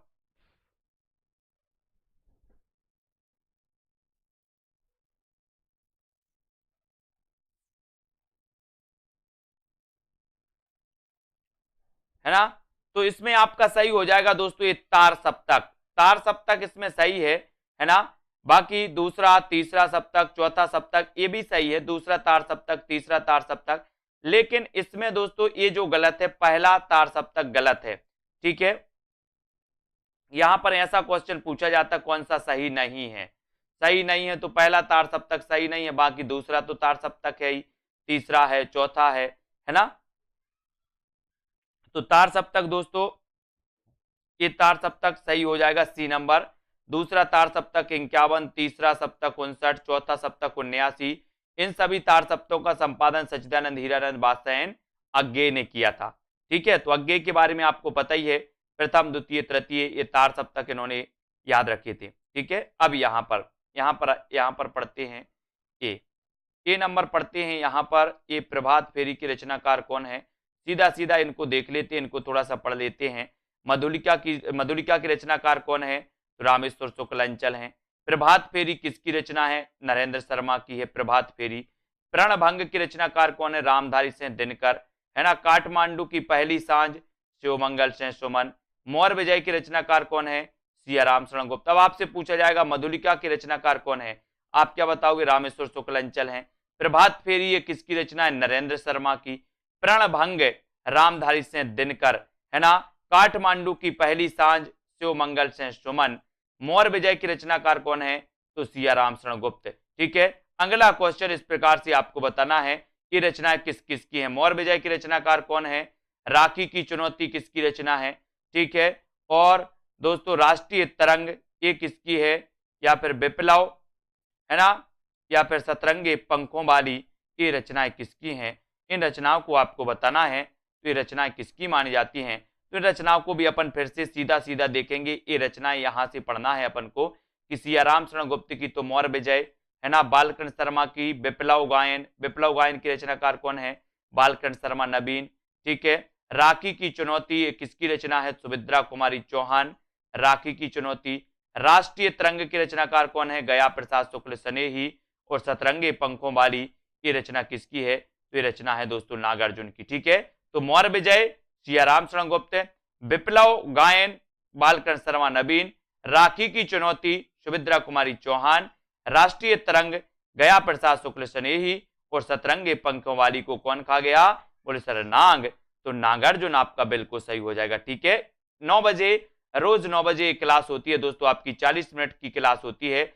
अब यहां पर आपको चयन करना है, यहां पर आपको बताना है कि रचना ना तो दर्शन है और ना किसी ज्ञानी के प्रौढ़ मस्तिष्क का चमत्कार, यह तो अंततः एक साधारण मनुष्य का शंकाकुल हृदय ही है जो मस्तिष्क के हृदय पर चढ़कर बोल रहा है। रामधारी से दिनकर द्वारा कहा गया यह कथन उनके किस काव्य के संबंध में है? ये आपको बताना है पुष्पा जी।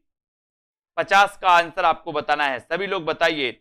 रचना ना तो दर्शन है और ना किसी ज्ञानी के प्रौढ़ मस्तिष्क का चमत्कार, यह तो अंततः एक साधारण मनुष्य का शंकाकुल हृदय ही है जो मस्तिष्क के स्तर पर चढ़कर बोल रहा है।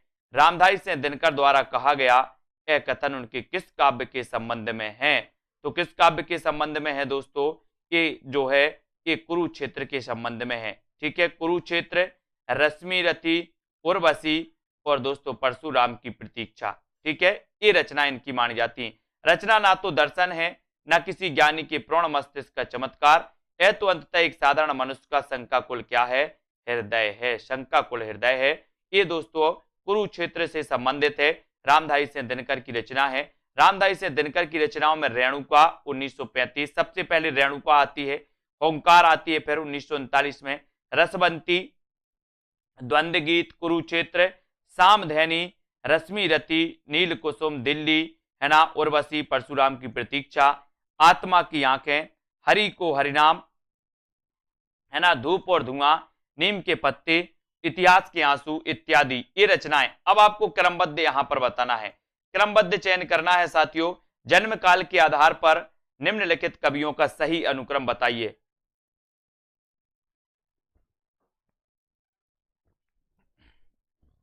जन्म काल के आधार पर निम्नलिखित कवियों का सही अनुक्रम क्या हो जाएगा? जन्म काल के आधार पर सबसे पहले कौन से कवि आते हैं अनुराग जी? नागार्जुन, त्रिलोचन, नागार्जुन या फिर भवानी प्रसाद मिश्र। तो यहां पर आपका बिल्कुल सही आंसर है कि सर नागार्जुन तो आते ही हैं, लेकिन इसमें नागार्जुन में भवानी प्रसाद मिश्र, त्रिलोचन और नरेश मेहता ये आते हैं। ठीक है, तो इनके जन्म काल को देखो, नागार्जुन 1911, है ना, नागार्जुन। ठीक है, भवानी प्रसाद मिश्र 1913, ठीक है, त्रिलोचन 17, नरेश मेहता 21। तो ये आपको आनी चाहिए, ये आपको दोस्तों क्रमबद्ध आनी चाहिए। नागार्जुन 11, है ना, भवानी प्रसाद मिश्र में 13 है ना, त्रिलोचन में 17 और दोस्तों नरेश मेहता का 21 इनको याद रखोगे, है ना। 21 दिनकर की किस कृति का कथानक कर्ण है? बढ़िया प्रश्न है, बहुत बढ़िया प्रश्न है दोस्तों, अच्छा प्रश्न आपसे पूछा गया। प्रश्न क्या है कि दिनकर की किस कृति का कथानक कर्ण है? कर्ण बताना है, किस कृति का कथानक है कर्ण? कुरुक्षेत्र का है, परशुराम की प्रतीक्षा का है या फिर उर्वशी का है? सभी लोग लाइक जरूर कर दीजिए वीडियो को दोस्तों। 52 का आंसर दिनकर की किस कृति का कथानक कर्ण है, ये प्रश्न आपसे पूछा गया और 52 में आपने लगा दिया कि सर इनकी रचनाएं तो ये सारी हैं, कुरुक्षेत्र भी इनकी रचना है, परशुराम की प्रतीक्षा भी है, उर्वशी भी है, रश्मि रथी भी है, लेकिन जो कर्ण है वो दोस्तों कथानक कर्ण है वो रश्मि रथी का है, यानी कि आपका जो बी नंबर है वो बिल्कुल है। रश्मि रथी रामधारी से दिनकर का खंड काव्य है जिसका कथानक कर्ण है। अन्य रचनाएं भी राष्ट्रीय सांस्कृतिक चेतना प्रगतिवादी कवि रामधारी से दिनकर की हैं, है ना, इनको अपन को याद रख लेना।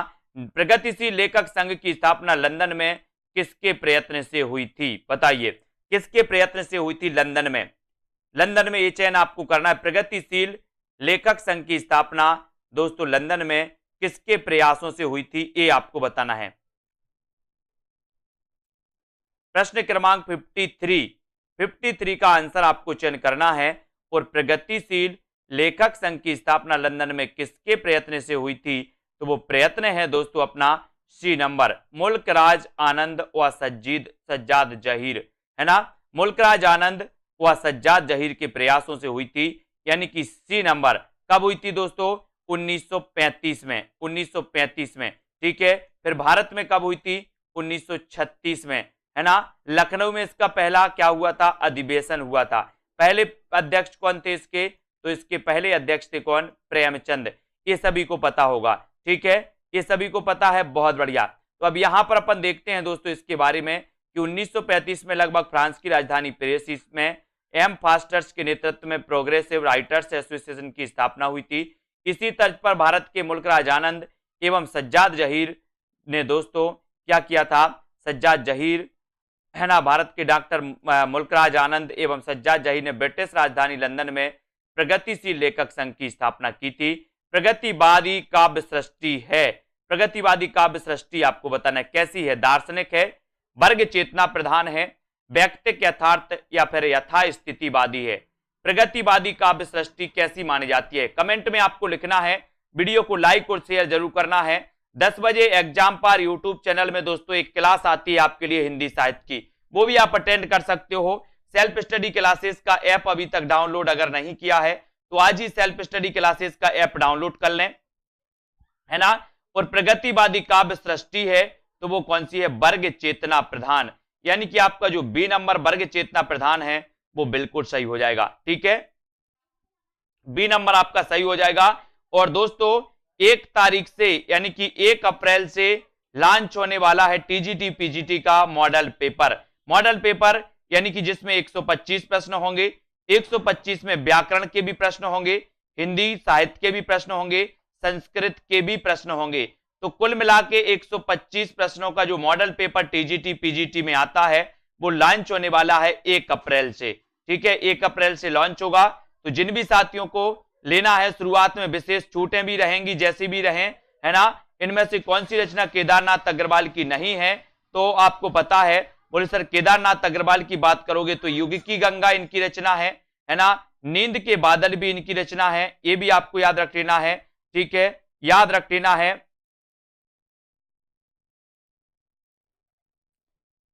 ठीक है। और आग का झरना और युगधारा ये दोस्तों किसकी है? ये केदारनाथ अग्रवाल की रचना नहीं है, ये तो किसकी है? ये तो रचना नागार्जुन की है। किसकी है? नागार्जुन की। इसको याद रख लेना। युगधारा की आज का जो अपना पहला प्रश्न है यहां पर आपको बताना है, यहां तक अपन ने पढ़ लिया था। अगला क्वेश्चन है आपका, फूल नहीं रंग बोलते हैं, फूल नहीं रंग बोलते हैं कि रचनाकार कौन माने जाते हैं? इसका उत्तर आपको बताना है। केदारनाथ अग्रवाल, नागार्जुन, त्रिलोचन या फिर नरेश मेहता। अपन ने दोस्तों प्रगतिवाद के बारे में पढ़ा था कि सर प्रगतिवाद का जो उदय होता है वो होता है 1936 में। प्रगतिवाद के प्रवर्तक कौन है? सुमित्रानंदन पंत। छायावाद के अंत की घोषणा किस रचना से मानी जाती है? तो वो रचना है कौन सी? योगांत। किसकी रचना है? योगांत। तो योगांत के रचनाकार अपन ने पढ़ा था कि योगांत के जो रचनाकार हैं वो रचनाकार हैं दोस्तों कौन से? सुमित्रानंदन पंत। ये भी अपन ने एक बार पढ़ लिया, ठीक है। अब दोस्तों आपको बताना है कि फूल नहीं रंग बोलते हैं, ये रचना किसकी है? तो आप लोगों को बिल्कुल पता है। बोले सर केदारनाथ गए हो आप, केदारनाथ धाम गए हैं ना बहुत सारे, केदारनाथ में फूल नहीं रंग बोलते हैं। बोले सर वहां के, है ना, फूल नहीं रंग बोलते कहां पर? केदारनाथ में। तो आपका ए नंबर केदारनाथ अग्रवाल बिल्कुल सही हो जाएगा, ठीक है। फिर बढ़ते हैं दोस्तों अगले क्वेश्चन की ओर। यहां पर आते हैं, फूल नहीं रंग बोलते, है ना, युग की गंगा, युग की गंगा, नींद के बादल, आग का आईना, अपूर्वा, समय समय पर, है ना, इत्यादि दोस्तों केदारनाथ अग्रवाल की रचनाएं मानी जाती हैं। और केदारनाथ अग्रवाल प्रगतिवादी काव्यधारा से संबंधित हैं, यानी कि ये प्रगतिवाद के कवि माने जाते हैं। कौन दोस्तों?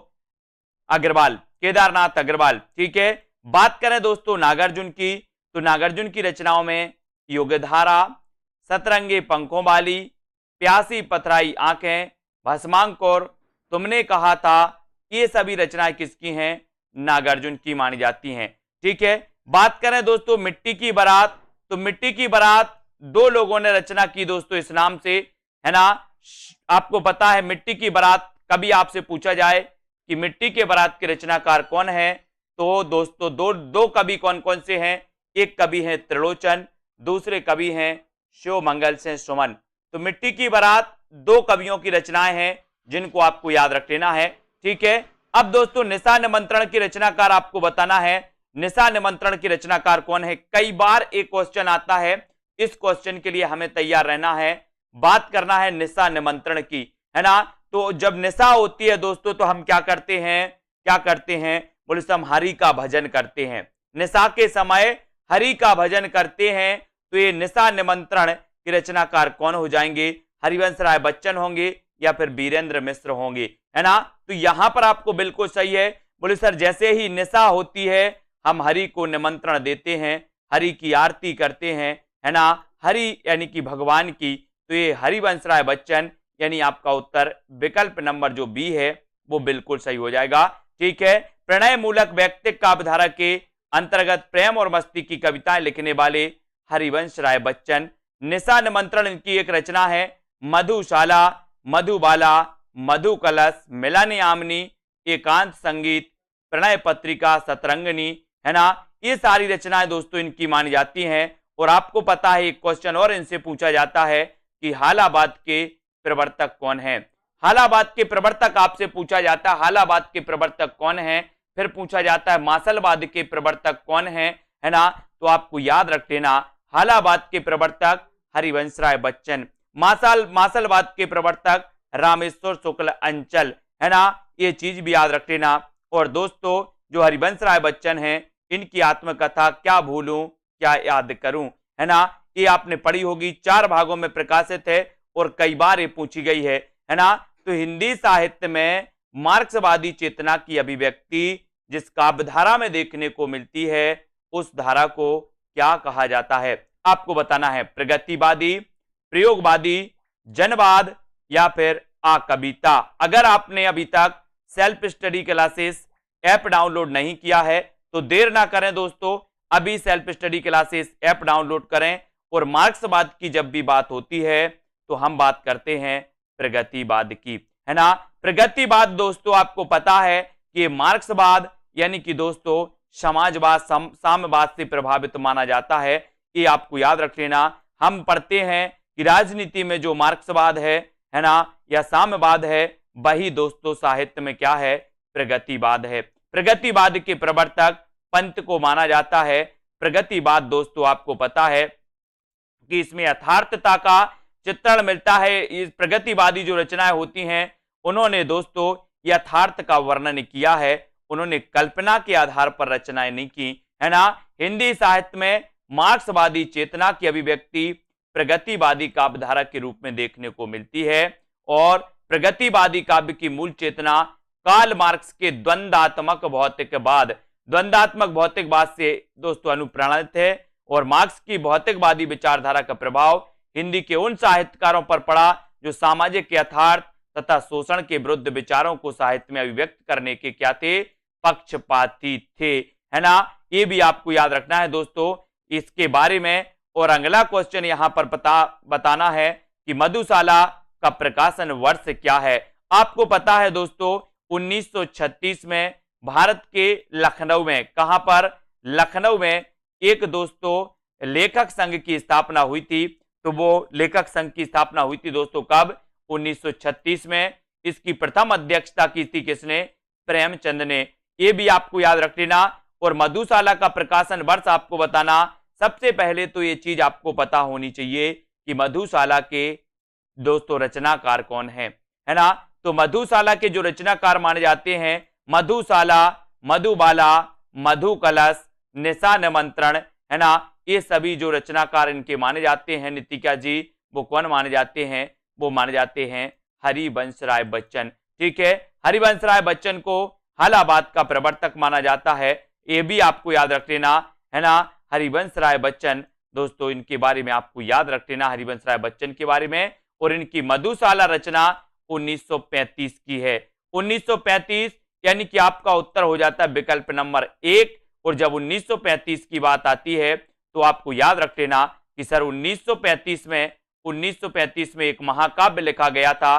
कौन सा महाकाव्य लिखा गया था? वो लिखा गया था कौन सा? कामायनी। कौन सा लिखा गया था? कामायनी। ये भी आपको याद रख लेना। ठीक है, मधुशाला का प्रकाशन वर्ष 1935 है। 1936 में मधुबाला, 37 में मधु कलश ये प्रकाशित हुई थी दोस्तों, इनको याद रख लेना। और आपको पता है कि अपन बोलते ना कि बैर कराते मंदिर मस्जिद और मेल कराती मधुशाला, है ना। ये दोस्तों वही मधुशाला जो है, ये रचना है मधुशाला, मधु कलश और मधुबाला, इनको याद रख लेना। ये रचनाएं किसकी हैं ये आपको पता होनी चाहिए, क्योंकि एग्जाम में हमेशा पूछी जाती हैं। नागार्जुन किस काव्यधारा के कवि हैं? प्रश्न क्रमांक आपसे पूछा जाता है 62। नागार्जुन के बारे में आपको बताना है कि नागार्जुन किस काव्यधारा के कवि माने जाते हैं। ये प्रगतिवादी कवि हैं, ये प्रयोगवादी कवि हैं, ये कविता के संबंधित हैं, ये समकालीन कवि हैं। नागार्जुन किस काव्यधारा के कवि माने जाते हैं ये आपको लिखना है, प्रगतिवाद के या फिर प्रयोगवाद के। और आपका बिल्कुल सही आंसर, एकदम जो राइट आंसर हो जाता है उसको अपन को बताना है। और आंसर हो जाता है आपका, बोले सर नागार्जुन की अगर बात करते हो तो नागार्जुन का वास्तविक नाम क्या था? एक क्वेश्चन यहां से बनता है दोस्तों कि नागार्जुन का वास्तविक नाम था क्या? वैद्यनाथ, है ना। नागार्जुन मैथिली में किस नाम से लिखते थे? तो नागार्जुन मैथिली में लिखते थे यात्री नाम से, है ना। और इनका वास्तविक नाम था वैद्यनाथ। और दोस्तों नागार्जुन प्रगतिवादी कवि थे, है ना। ये भी आपको याद रख लेना। कहीं आओ रानी हम ढाएंगे पालकी और यही हुई है राय जवाहरलाल की, है ना।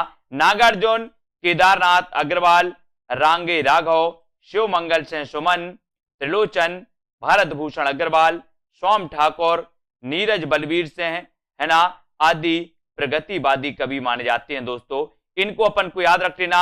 इनका वास्तविक नाम था वैद्यनाथ मिश्र, मैथिली में यात्री नाम से लिखते थे, है ना। और इनकी रचनाएं कविताएं बादल को घिरते देखा, पाषाणी, रविंद्र के प्रति, सिंदूर तिलकित भाल, ये रचनाएं मानी जाती हैं दोस्तों, है ना। इनकी रचनाएं हैं, इनको भी अपन को याद रख लेना। नागार्जुन के बारे में सतरंगे पंखों वाली, युगधारा, तालाब की मछलियां, रतिनाथ की चाची, नई पौध बाबा बटेश्वर नाथ। ये नई पौध रचना पूछी गई है। नई पौध के रचनाकार कौन है? तो बोले सर नागार्जुन। नई पौध के रचनाकार कौन है? नागार्जुन।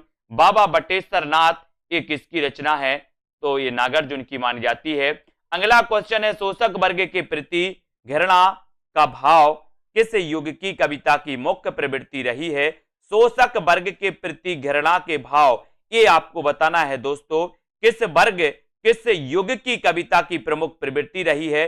प्रश्न क्रमांक है अपना 63। और अपन ने बताया है, क्या बताया दोस्तों, कि शोषक वर्ग के प्रति घृणा का भाव यथार्थता में दोस्तों जिन्होंने रचनाएं की हैं वो कवि कौन थे? बोले सर वो प्रगतिवादी कवि थे। प्रगतिवाद किससे प्रभावित था? तो प्रगतिवाद मार्क्सवाद से प्रभावित था। शोषक वर्ग के प्रति घृणा भाव प्रगतिवाद युग की मुख्य प्रवृत्ति रही, मुख्य विशेषता रही, ये भी आपको याद रख लेना है। और प्रगतिवाद का सैद्धांतिक आधार मार्क्स का द्वंद्वात्मक भौतिकवाद है। राजनीति के क्षेत्र में जो समाजवाद है या साम्यवाद है, साहित्य के क्षेत्र में वही क्या है? प्रगतिवाद है। ये भी आपको याद रख लेना कि दोस्तों राजनीति के क्षेत्र में जो समाजवाद है, साम्यवाद है, साहित्य के क्षेत्र में वही प्रगतिवाद है ना। अगला क्वेश्चन है कि आग और राग का कवि किससे कहा जाता है? ऐसे कौन से साथी हैं जिन्होंने अभी तक दोस्तों self study classes app download नहीं किया? ऐप डाउनलोड कर लें सभी लोग। और आग और राग का कवि आपको बताना है कि दिनकर हैं, निराला हैं, पंत हैं या फिर प्रसाद हैं। आग और राग का कवि, बोले सर आग की बात करते हो तो सूरज आग उगलता है दिन में, सूरज आग उगलता है दिन में। और सबसे ज्यादा अगर किसी से राग है तो बोले सर सूरज से ही है ना, सूरज से है। बोले सूरज ना निकले तो कोई काम नहीं होगा, है ना। और दोस्तों ज्यादा दिन तक जिंदा नहीं रह पाएंगे। और आग और राग का कवि कहा जाता है किसे? दिनकर को। दिनकर को कहा जाता है। दिनकर की रचनाओं की अगर बात की जाए रामधारी सिंह दिनकर की, तो रेणुका इनकी रचना है। हुंकार आपसे पूछा जाएगा हुंकार के रचनाकार कौन है ना। रसवंती किसकी रचना है? सामधैनी और कुरुक्षेत्र किसकी रचना है?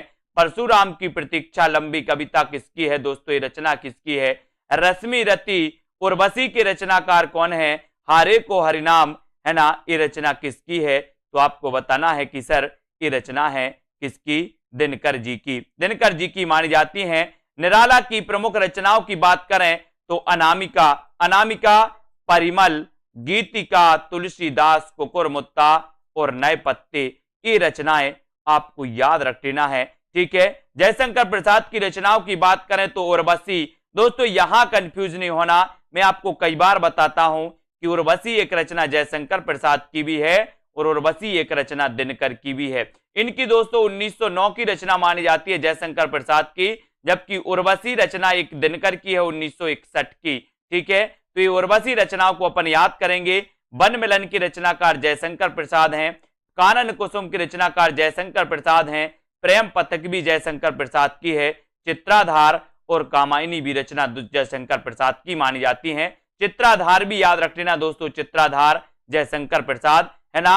सुमित्रानंदन पंत की रचनाओं में उच्छ्वास की बात आती है दोस्तों, तो उच्छ्वास के रचनाकार कौन है? उच्छ्वास के रचनाकार हैं सुमित्रानंदन पंत और शोकोच्छ्वास के रचनाकार हैं जयशंकर प्रसाद। शोकोच्छ्वास जयशंकर प्रसाद, उच्छ्वास सुमित्रानंदन पंत, ग्रंथि, पल्लव, गुंजन, स्वर्ण किरण, स्वर्ण धूलि, कला और बूढ़ा चांद, लोकायतन इनका महाकाव्य, चिदंबरा के लिए ज्ञानपीठ पुरस्कार मिला पंत जी की रचनाओं के लिए। तो ये सुमित्रानंदन पंत जी की रचनाएं जो आपको याद रख लेना।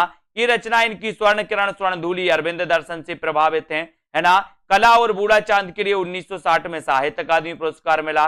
ठीक है, लोकायतन इनका महाकाव्य गांधी जी के जीवन पर आधारित है पंत जी का। चिदंबरा के लिए 1968 में दोस्तों इन्हें क्या मिला था? ज्ञानपीठ पुरस्कार मिला था। इन सारी चीजों को आपको याद रखना है। कुरुक्षेत्र का मुख्य प्रतिपाद्य क्या है? कुरुक्षेत्र किसकी रचना? सबसे पहले तो ये बताना है आपको। तो कुरुक्षेत्र के रचनाकार माने जाते हैं दोस्तों कौन? दिनकर जी। और इनका मुख्य प्रतिपाद्य क्या है, इसके बारे में अपन चर्चा करेंगे यहां पर। और भी विकल्प आपको यहां पर दिए गए और आपका राइट आंसर है कि जब तक संसार में सद्भावना, शांति, समता और न्याय की प्रतिष्ठा नहीं होती तब तक युद्ध अनिवार्य है, तब तक युद्ध अनिवार्य है। राष्ट्रीय सांस्कृतिक चेतना के कवि रामधारी सिंह दिनकर की प्रमुख रचना कौन सी है? कुरुक्षेत्र। एक प्रबंध काव्य है जिसका मुख्य प्रतिपाद्य है दोस्तों कि जब तक संसार में सद्भावना, शांति, समता और न्याय की प्रतिष्ठा नहीं होती युद्ध अनिवार्य है ना। कुरुक्षेत्र में अगला क्वेश्चन, रामधारी सिंह दिनकर के अनुसार कुरुक्षेत्र में किसका आलंबन लेकर उन्होंने महत्वपूर्ण प्रश्न को कृति में उपस्थित किया है? आंसर बताना है आपको, सभी लोग बताएंगे। यहां पर राइट आंसर क्या हो जाएगा? जिन भी साथियों ने अभी तक लाइक नहीं किया है वो प्लीज एक बार लाइक कर देंगे, है ना। और साथियों रामधारी सिंह दिनकर के बारे में आपको बताना है कि किसका अवलंबन लेकर के दोस्तों इन्होंने बताइए। प्रश्न क्रमांक है आपका 66 और 66 में आपका बिल्कुल सही आंसर आपको बताना है कि महत्वपूर्ण प्रश्न को कृति में उपस्थित किया है तो वो दोस्तों भीष्म और युधिष्ठिर, भीष्म और युधिष्ठिर, ये आपको याद रख लेना है। ठीक है, फिर दोस्तों अगले क्वेश्चन की ओर जाते हैं, अगले क्वेश्चन की ओर बढ़ते हैं। रामधारी सिंह दिनकर ने अपने काव्य कुरुक्षेत्र में भीष्म और युधिष्ठिर का आलंबन यानी कि विषय लेकर उन्होंने महत्वपूर्ण प्रश्न को कृति में उपस्थित किया है। इसको याद रख लेना है। किसने लिखी ये पंक्तियां? ये पंक्तियां आपको बताना है दोस्तों, ये पंक्तियों के रचनाकार कौन है ये आपको बताना है कि ये पंक्तियां हैं अपनी। इस पंक्तियों के रचनाकार कि कुरुक्षेत्र ना तो दर्शन है, ना किसी जानी के प्राण, है ना, मस्तिष्क का चमत्कार है, यानी के, है ना, यह तो अंततः एक साधारण मनुष्य का शंकाकुल हृदय ही है जो मस्तिष्क के स्तर पर चढ़कर बोल रहा है। जल्दी से इसके बारे में आपको बताना है कि ये जो पंक्तियां हैं वो पंक्तियां किसकी हैं, बताइए। ये पंक्तियां बताना, ये पंक्तियां किसकी हैं, इसका राइट आंसर आपको चयन करना है। इस पंक्ति के रचनाकार कौन है? तो यहां पर आपका जो सबसे अच्छा और सही आंसर हो जाएगा, सटीक आंसर हो जाएगा, वो हो जाएगा रामधारी सिंह दिनकर, है ना। डी नंबर आपका सही हो जाएगा। कुरुक्षेत्र के संदर्भ में रामधारी सिंह दिनकर का कथन है कि कुरुक्षेत्र ना तो दर्शन है, ना किसी ज्ञानी के प्रौढ़ मस्तिष्क का चमत्कार है, यह तो अंततः एक साधारण मनुष्य का शंकाकुल हृदय ही है जो मस्तिष्क के स्तर पर चढ़कर बोल रहा है।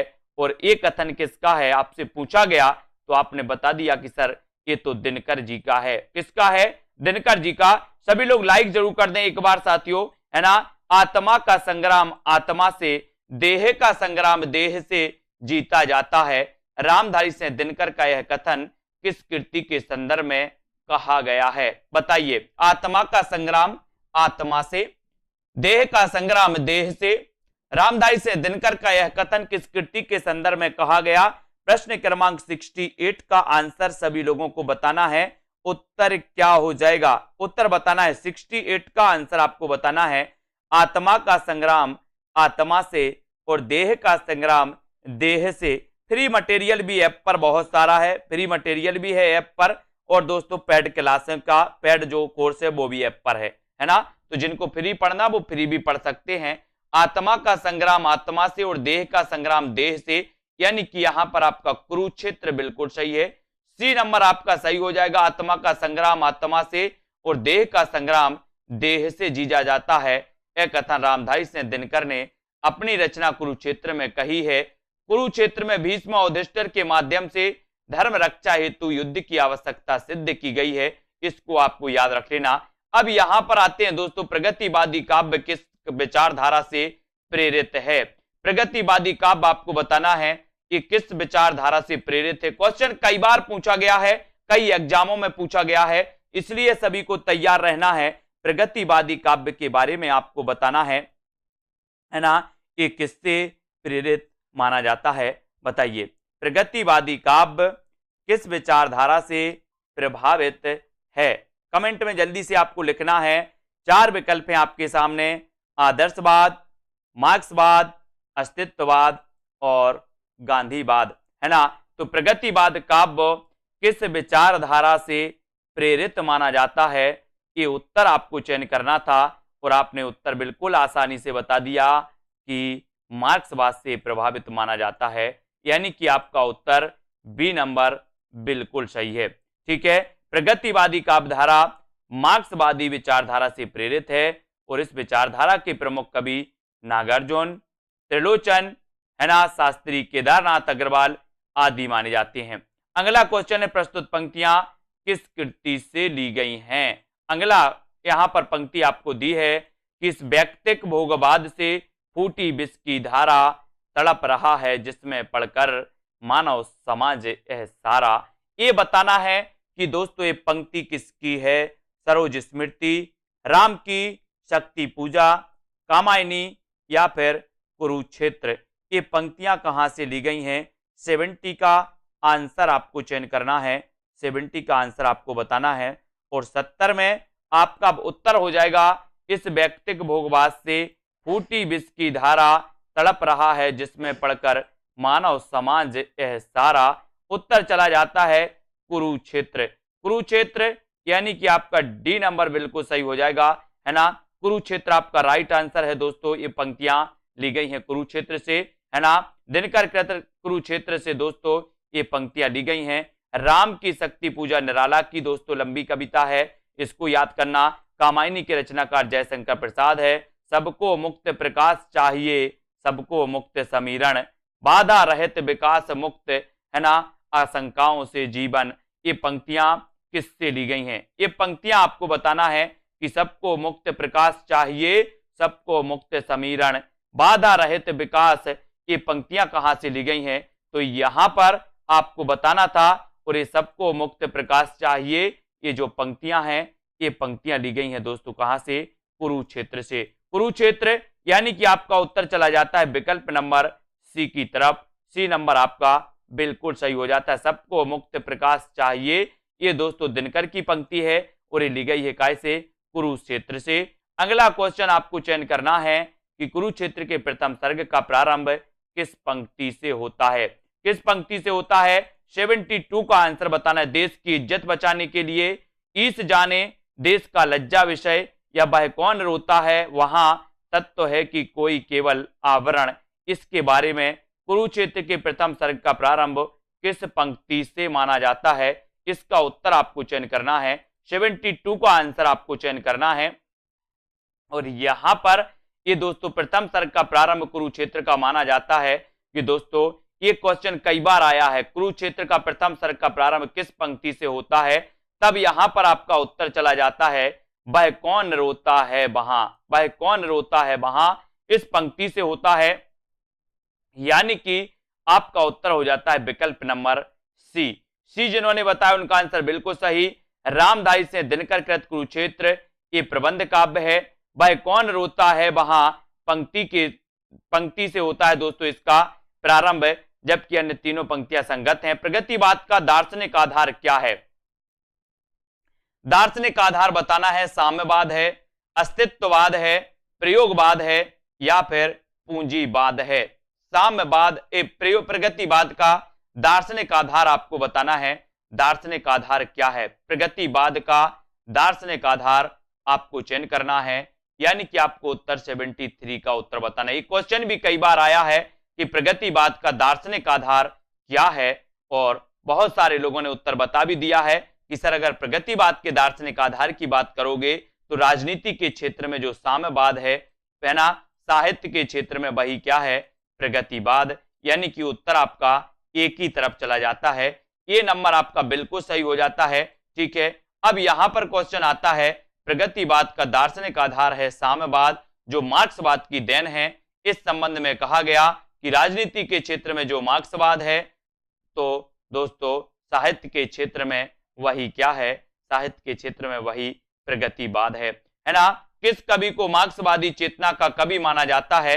किस कवि को माना जाता है मार्क्सवादी चेतना का कवि? धर्मवीर भारती को, अज्ञे हरिवंश राय बच्चन को या फिर केदारनाथ अग्रवाल को? किस कवि को मार्क्सवादी चेतना का कवि माना जाता है? मार्क्सवादी चेतना का कवि। ये चार विकल्प हैं। इतना तो हमारे अंदर कॉमन सेंस है कि सर यहां पर प्रगतिवादी कवियों की अगर बात करें तो प्रगतिवादी कवि दिख रहे हैं कौन? केदारनाथ अग्रवाल। फूल नहीं रंग बोलते हैं इनकी रचना है, बहुत ही श्रेष्ठ रचना। और किस कवि को मार्क्सवादी चेतना का कवि माना जाता है? तो वो माना जाता है दोस्तों केदारनाथ सिंह अग्रवाल, नहीं सिंह है ना। केदारनाथ अग्रवाल की रचना है कौन सी? फूल नहीं रंग बोलते हैं। लेकिन ये केदारनाथ सिंह है, यानी कि यहां पर डी नंबर आपका सही होगा। केदारनाथ सिंह और केदारनाथ अग्रवाल में दोस्तों कंफ्यूज नहीं होना, है ना। केदारनाथ सिंह को मार्क्सवादी चेतना का कवि कहा जाता है। इन्हें 2013 में ज्ञानपीठ पुरस्कार प्रदान किया गया दोस्तों, और 19 मार्च 2018 को इनका निधन हो गया था। किसका? केदारनाथ सिंह का, 2018 को, है ना। और ये दोस्तों केदारनाथ सिंह याद रख लेना, ये प्रगतिवादी चेतना के कवि माने जाते हैं, है ना। किसका संबंध रामधारी सिंह दिनकर से है? रामधारी सिंह दिनकर से बताना है किसका संबंध है, बताइए किसका संबंध है? कामाध्यात्म की समस्या, पौराणिक प्रसंग में भारत चीन युद्ध युगीन संदर्भ, या फिर युद्ध दर्शन या सुधारवाद? तो बताना है किसका संबंध दिनकर से है। दिनकर बताना है कैन का कवि, वो केदारनाथ अग्रवाल को कैन का कवि। ठीक है, तो यहां पर आपका दोस्तों पौराणिक प्रसंग में भारत चीन युद्ध का युगीन संदर्भ, यानी कि आपका बी नंबर बिल्कुल सही हो जाएगा। ठीक है, बी नंबर यानी कि आपका ए नंबर जे, ए बी और सी। ठीक है, तो कामाध्यात्म की समस्या, पौराणिक प्रसंग में भारत चीन युद्ध का युगीन संदर्भ और युद्ध दर्शन, यानी कि ये तीनों सही हो जाएंगे दोस्तों। दिनकर से संबंधित हैं, सुधारवाद दिनकर से संबंधित नहीं है। तो यहां पर अपन देख लेते हैं कि कामाध्यात्म की समस्या उर्वशी में, पौराणिक प्रसंग में भारत चीन युद्ध का युगीन संदर्भ परशुराम की प्रतीक्षा में, युद्ध दर्शन कुरुक्षेत्र ओंकार और रश्मि रथी में, जबकि सुधारवाद का संबंध दिनकर से नहीं है, दिनकर से नहीं है। 76 का आंसर आपको बताना है कि किस कवि का संबंध प्रगतिवाद से नहीं है। प्रगतिवाद से नहीं है तो किसका संबंध नहीं है, ये आपको बताना है। किसका संबंध नहीं है प्रगतिवाद से? रामधरस मिश्र का है, त्रिलोचन का है, मुक्तिबोध या फिर दोस्तों नागार्जुन? किसका नहीं है पूछा गया। सभी लोग एक बार लाइक जरूर करेंगे, लाइक आपको जरूर करना है साथियों। ठीक है, आप एक बार लाइक करते हो, है ना, और एक क्लास आपके लिए दोस्तों कई बार आपको मिलने वाली है। ठीक है, और जिन भी साथियों ने अभी तक दोस्तों सब्सक्राइब किया है लेकिन बेल आइकन को नहीं दबाया, तो वो बेल आइकन को दबा दें, जिससे नोटिफिकेशन आपके पास हमेशा के लिए पहुंचेगा, रोज पहुंचेगा। जो भी क्लास होंगी उनका नोटिफिकेशन पहुंचेगा। ठीक है, तो अब किस कवि का संबंध प्रगतिवाद से नहीं है, तो बोले सर किस कवि का पूछा है, तो रामदरस मिश्र का नहीं है, यानी कि ये नंबर त्रिलोचन का तो है, मुक्तिबोध है, नागार्जुन भी है, ठीक है। तो एक नंबर आपका सही हो जाता है। यहां पर रामदरस मिश्र का संबंध प्रगतिवाद से नहीं है, जबकि मुक्तिबोध, त्रिलोचन तथा नागार्जुन प्रगतिवाद के कवि माने जाते हैं। अगला क्वेश्चन है, फूल नहीं रंग बोलते हैं किसका काव्य संग्रह है, बताइए। फूल नहीं रंग बोलते हैं, ये बताना है। केदारनाथ अग्रवाल, नागार्जुन, त्रिलोचन शास्त्री या फिर रघुवीर सहाय। फूल नहीं रंग बोलते यानी कि 77 का आंसर हमें चयन करना है और आपका बिल्कुल सही आंसर हो जाता है फूल नहीं रंग बोलते हैं। उत्तर चला जाता है केदारनाथ अग्रवाल, फूल नहीं रंग बोलते हैं, यानी कि आपका जो एक नंबर है, ए नंबर है, वो बिल्कुल सही है। फूल नहीं रंग बोलते हैं ये केदारनाथ अग्रवाल का प्रमुख काव्य संग्रह है ना। युग की गंगा और दोस्तों मार प्यार की थापें, आग का आईना, अकाल और उसके बाद नागार्जुन की एवं ताप के ताए हुए दिन त्रिलोचन शास्त्री की रचना है। इनको हमें याद रख लेना है, ठीक है। और रघुवीर सहाय आत्महत्या के विरुद्ध के रचनाकार कौन है, तो रघुवीर सहाय। आत्महत्या के विरुद्ध के रचनाकार कौन है, रघुवीर सहाय, ठीक है। इनको याद रख लेना। अगला क्वेश्चन यहां पर बताना है दोस्तों, युग की गंगा किसकी रचना है, युग की गंगा किसकी रचना है। चार विकल्प हैं हमारे सामने, युग की गंगा के रचनाकार आपको चयन करना है। इसके रचनाकार कौन है, केदारनाथ से हैं, केदारनाथ अग्रवाल, केदारनाथ मिश्र प्रभात या फिर रामेश्वर शुक्ल, बताइए युग की गंगा के रचनाकार कौन है। सभी लोग लाइक जरूर कर दें, एक बार लाइक सभी लोग किया करें दोस्तों। युग की गंगा किसकी रचना है ये आपको बताना है। और जिन भी साथियों ने अभी तक सेल्फ स्टडी क्लासेस का दोस्तों क्या नहीं किया है ना, हाँ अलग अलग कवि हैं, केदारनाथ अग्रवाल अलग हैं, केदारनाथ से हैं अलग हैं, ठीक है। तो यहां पर याद रख लेना कि युग की गंगा किसकी रचना है। युग की गंगा दोस्तों इसके रचनाकार हैं केदारनाथ अग्रवाल, ठीक है। सेल्फ स्टडी क्लासेस का ऐप जरूर डाउनलोड कर लो साथियों। केदारनाथ अग्रवाल यानी बी नंबर। युग की गंगा किसकी रचना है, केदारनाथ अग्रवाल की। युग की गंगा रचना के रचनाकार केदारनाथ अग्रवाल हैं, है ना। इसके अतिरिक्त फूल नहीं रंग बोलते हैं, आग का आईना ये पूछी गई रचना, आग का आईना के रचनाकार कौन है, तो आप क्या बताओगे। आग का आईना केदारनाथ अग्रवाल। गुल मेहंदी, नींद के बादल, है ना, ये सभी मानी जाती हैं। नींद के बादल भी केदारनाथ में, बोले सर नींद के बादल सो गए थे, है ना। और गुल मेहंदी भी इनकी रचना है केदारनाथ अग्रवाल जी की। और ये प्रगतिवादी श्रेष्ठ कवि माने जाते हैं केदारनाथ अग्रवाल, ठीक है। इतनी चीजें तो सभी को पता है। और केदारनाथ अग्रवाल किस काव्यधारा के कवि हैं ये आंसर आपको बताना है। सरल आंसर, प्रश्न भी सही है आपके लिए और उत्तर भी आपको बताना है, तब आपका बिल्कुल सही। केदारनाथ अग्रवाल किस काव्यधारा के कवि माने जाते हैं। उत्तर चला जाता है दोस्तों आपका कि सर केदारनाथ अग्रवाल की बात करते हो तो ये प्रगतिवादी चेतना, प्रगतिवादी काव्यधारा के ये कवि माने जाते हैं, ठीक है। अब यहां पर देखो केदारनाथ अग्रवाल प्रगतिवादी या प्रगतिवाद के प्रमुख कवि हैं। प्रगतिवाद के अन्य प्रमुख कवि में त्रिलोचन का याद रख लेना, नागार्जुन, ठीक है, और शिवमंगल सिंह सुमन। और दोस्तों ये शिवमंगल सिंह सुमन, नागार्जुन, त्रिलोचन ये सभी माने जाते हैं। अगला क्वेश्चन है कि निम्न में से कौन विशुद्ध राष्ट्रीय भावधारा का कवि नहीं है। विशुद्ध काव्य धारा बताना है तो सोहनलाल द्विवेदी, माखनलाल चतुर्वेदी, दिनकर या फिर नागार्जुन।